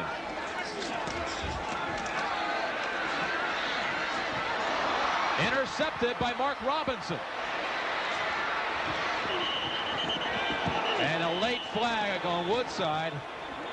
And that was really unnecessary. Way out of bounds. Woodside. He had 2 major errors. First, the throw by Mikowski, and then the late hit on Robinson, because they had him back up. If the defense could have done a job, they may have gotten the ball back in decent field position. Mark Robinson with his 2nd interception of the game. Unnecessary roughness, number 33, Tampa Bay. Secondary for Tampa Bay. has seen Robinson with 2 interceptions, 1 by Hamilton. The ball was he just led the receiver. Mikowski led the receiver just a little too much that time. Tried to put it way out in front of Kemp. And then you see the late hit there by, that's a silly error. That's a silly error on Woodside's part. Tampa Bay comes up with the big turnover and leads with 5:32 left in the game. All right, so Becker and Lindell coming up next. In fact, just a half hour away from the U.S. Open men's final. But a reminder, next week, week 2, get started with the NFL Today, 12:30 Eastern Time. Early, some of you will see Philadelphia, Washington, or the Saints here at Lambeau Field. Later, 49ers in Tampa Bay, plus other action. 1st and 10. Testaverde to William Harris. A gain of 6. You know, Jim, the difference in this game really has been interceptions. And coming into a game a year ago, you would have said that Tampa Bay would have thrown them. But Vinny Testaverde has thrown 0. No interceptions today. His counterpart, Don Mikowski, has thrown 3. And Testaverde told us, remember yesterday, he said, hey, nowhere close. I'm not going to be anywhere close to throwing 35 interceptions this year. He's off to a great start. So much for the white jersey routine. Playing its effects. 2nd and 3. William Howard. He does not have the first down. Be about 3rd and a yard. Sean Patterson plays winner on the tackle for Green Bay. Somewhere in a quarterback's life, you become not just a thrower, but really a quarterback. And Ray Perkins was talking about Vinny Testaverde in that respect, and he really believes he's controlling the game more. He's controlling the run game. His head is much more in it, and you've seen the marked difference in his performance here today. Another member of the Packers secondary shaken up. That's Ken Stills being helped off the field. Magruder comes in to replace him. Van Jakes had already returned on this series. Now remember, now you're asking Magruder to play a safety position when he was no, he came back out because it's a short yardage situation. It is indeed 3rd and a yard. Howard and Tate in the backfield. They're going to throw. Dumps it off. Howard has the first down. Well, what a nice scheme Tampa Bay has had today. That's the 6th catch there by William Howard, and none of them he's been more than downfield, maybe 2 or 3 yards. Kind of a surprise call on 3rd and 1, but good protection, and he just dumps the ball off to Howard for the easy first. Hank Bullitt, the defensive coordinator for Green Bay, saying his ranks defensively really thin by injury. In the secondary now, he has his starters, Dave Brown and Van Jakes, the men who started today. There are 2 regular starters that were out all the way. Stills is back in there along with Murphy at the safety spot. Lars Tate back to the line of scrimmage is all.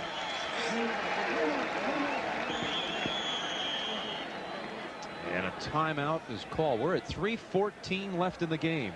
Joe Ferguson, backup quarterback on the sideline for the Bucs, signaling in the plays. 17th year, oldest player in the league, and Ray Perkins says he's incredibly valuable for this team, works just as hard as any rookie he's ever had in his 17th year. Joe Ferguson, a backup quarterback of the Tampa Bay Buccaneers, you know, really a proven quantity. Has been a starter for many, many of those 17 years, a settling influence on Vinny Testaverde, and Ray Perkins says, hey, here's a guy in his 17th year who still stays out late after practice and works with the rookie receivers. He knows his role and will do anything you ask of him. And he may not play it down today, but you know he's helped prepare this team and Vinny Testaverde for the game. Ray Perkins refers to Ferguson as coach. He calls him coach. He's like one on the sideline. 2nd and 10. Pass is caught by Hall, the tight end. Stays in bounds as he is hit by Van Jakes. Packers with 2 timeouts remaining, and they'll use another one.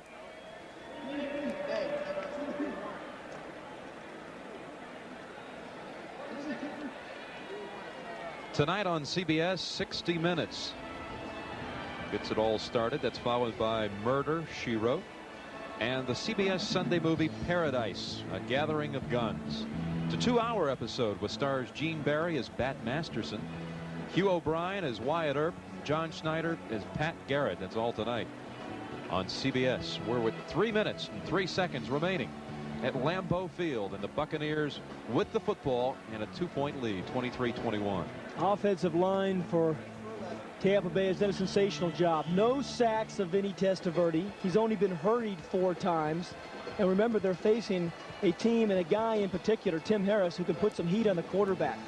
But here's the situation, 3rd and 5, and your opening game, 3 minutes left in the 4th quarter. This is what you work so hard for, because if Green Bay doesn't stop them here, Tampa Bay may well run out the clock. 3rd and 5. William Howard, first down, Tampa Bay. He got away from Mark Murphy. I think it was actually Dave Brown was over there also. And Jim, you know, I think Dave Brown is going to think about that tackle all tomorrow, because if he had gotten his head on the other side of William Howard, he would have stopped him and prevented him from going for the first down. But he doesn't get his head in front of him. He gets it behind him right there. But if he got the head on the other side, he would have stopped his momentum short of the first down. 15-year veteran, one of those fundamental things. Even the greatest players and the guys with the longest duration forget some things like that sometimes. So a new set of downs, 2:56 left in the game. Now just keep it on the ground with William Howard for 4 yards. Green Bay utilizes, I believe, its final timeout. No more timeouts for the Packers. They will, of course, get the clock stopped at the 2-minute warning. Talk about pass percentage and a player who comes out of the blocks hot. Vinny Testaverde, 22 of 27. Just over 200 yards and a touchdown pass with 0 interceptions. Been through so much in the past year, he told us. I put it all behind me and I'm starting over. And what a way to start over. Tampa, what a schedule Tampa Bay faces early, Pat. Play San Francisco next week. Teams with double-digit wins the next 4 weeks. It doesn't get any harder than that, and that's why I think this game is so incredibly important to them for their confidence factor as they head into the next 4 weeks. They take Tate out now and bring in the extra tight end William Harris. 2nd and 5. Howard the lone back. Howard, he may have another first down. Brian Noble and Tim Harris, along with Mark Murphy, make the tackle. But with no more timeouts, this first down could just about do it. Now they're going to mark it now, maybe short of it. Let's see here, Pat. 10 receptions to the Buck backfield today. Again, we talk about the maturation and the change in style of offense. Last year, again, Testaverde really had to carry this team. It wasn't good enough for anyone else to do so. But now as this young team matures with guys like Paul Gruber and Lars Tate, they can afford to spread it around more, and that's just what they've done today. 3rd and 1. Howard for the first down. And the 2-minute warning. I was surprised Tampa Bay ran another play. They could have let it run down there into the 2-minute warning. But it's really inconsequential now because the first down is picked up by the Bucs. They have the ball in the lead. 2 minutes to go. This Packer defense has not forced a turnover today, but they're going to have to now. 2 minutes left in the ball game. They're down by 2 and only 2 minutes remaining. You got to take some chances at this point. You got to stunt, you have to blitz, you have to tear the ball out of the running back's hands. Take some chances, anything you can do to create a turnover. 1st and 10, Packers with no timeouts. Testaverde, little bootleg, naked bootleg. And that's not what he wanted. He goes out of bounds to stop the clock. Well, he's not going to make anybody forget Hugh McElhaney, will he? That play actually surprised me. Well, I think what they thought, they were going to fool the entire Packer defense, and they thought that Testaverde was going to waltz around the end and perhaps into the end zone. Remember, he's got some pretty good feet on him. The thing he didn't want to do there was get out of bounds. He just should have fallen down inbounds and used the clock. Hugh McElhaney, huh? Yeah. Back in your days? Yeah. 1:54 left. 2nd and 6. Now they'll stay up the middle with Howard. Pickup of 2. After the interception by Robinson, there was 5:32 left in the game. The Packers have not touched the football since. Well, no timeouts remaining for the Pack. The Bucs have all 3.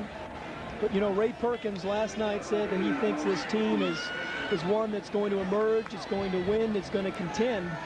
We've got a tough 4 games ahead of them, but clearly both these teams are much better than they were a year ago. 3rd and 4. Tampa Bay 10 out of 13 today on 3rd down conversions. Team that was horrible in that stat last year.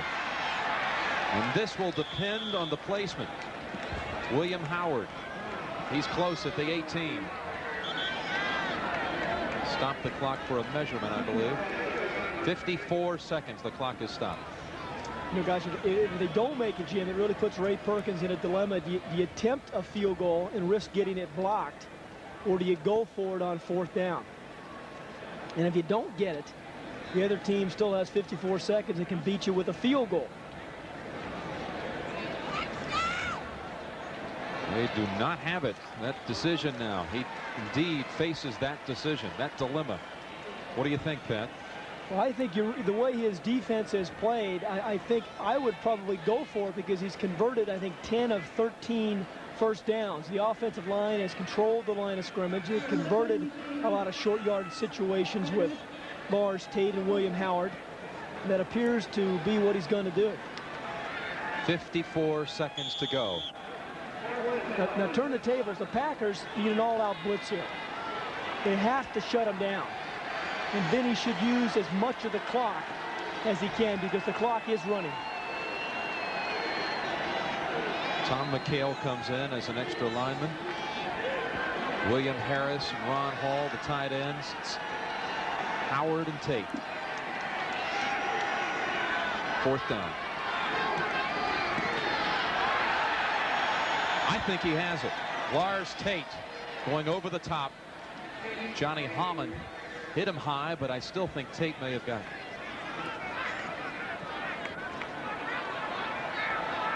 First down, Tampa Bay. And they will not even have to snap it again. Tampa Bay Buccaneers will win their opener. A lot of expectations and confidence on opening day for the Buccaneers, and you can see why. They are a vastly improved team. Ray Perkins has got to be happy with the way his offensive line played. His defense did a great job when they had to. This is a team, Tampa Bay, that opened up last year with a 41-14 loss to Philadelphia, and really kind of setting the mood for the whole year, not only for the team but for Testaverde in that game against the Eagles. He threw 5 interceptions in the opening game a year ago, and as we said yesterday, he is not going to have that kind of year. He's not going to let himself have that kind of year. A different kind of guy. No interceptions today. Dumped the ball off to his backs. Didn't force the ball downfield. Both of these teams with high expectations. They both played well today, but Testaverde 22 of 27, 205 yards, a touchdown, no interceptions, and the Bucs win it. They're 1-0.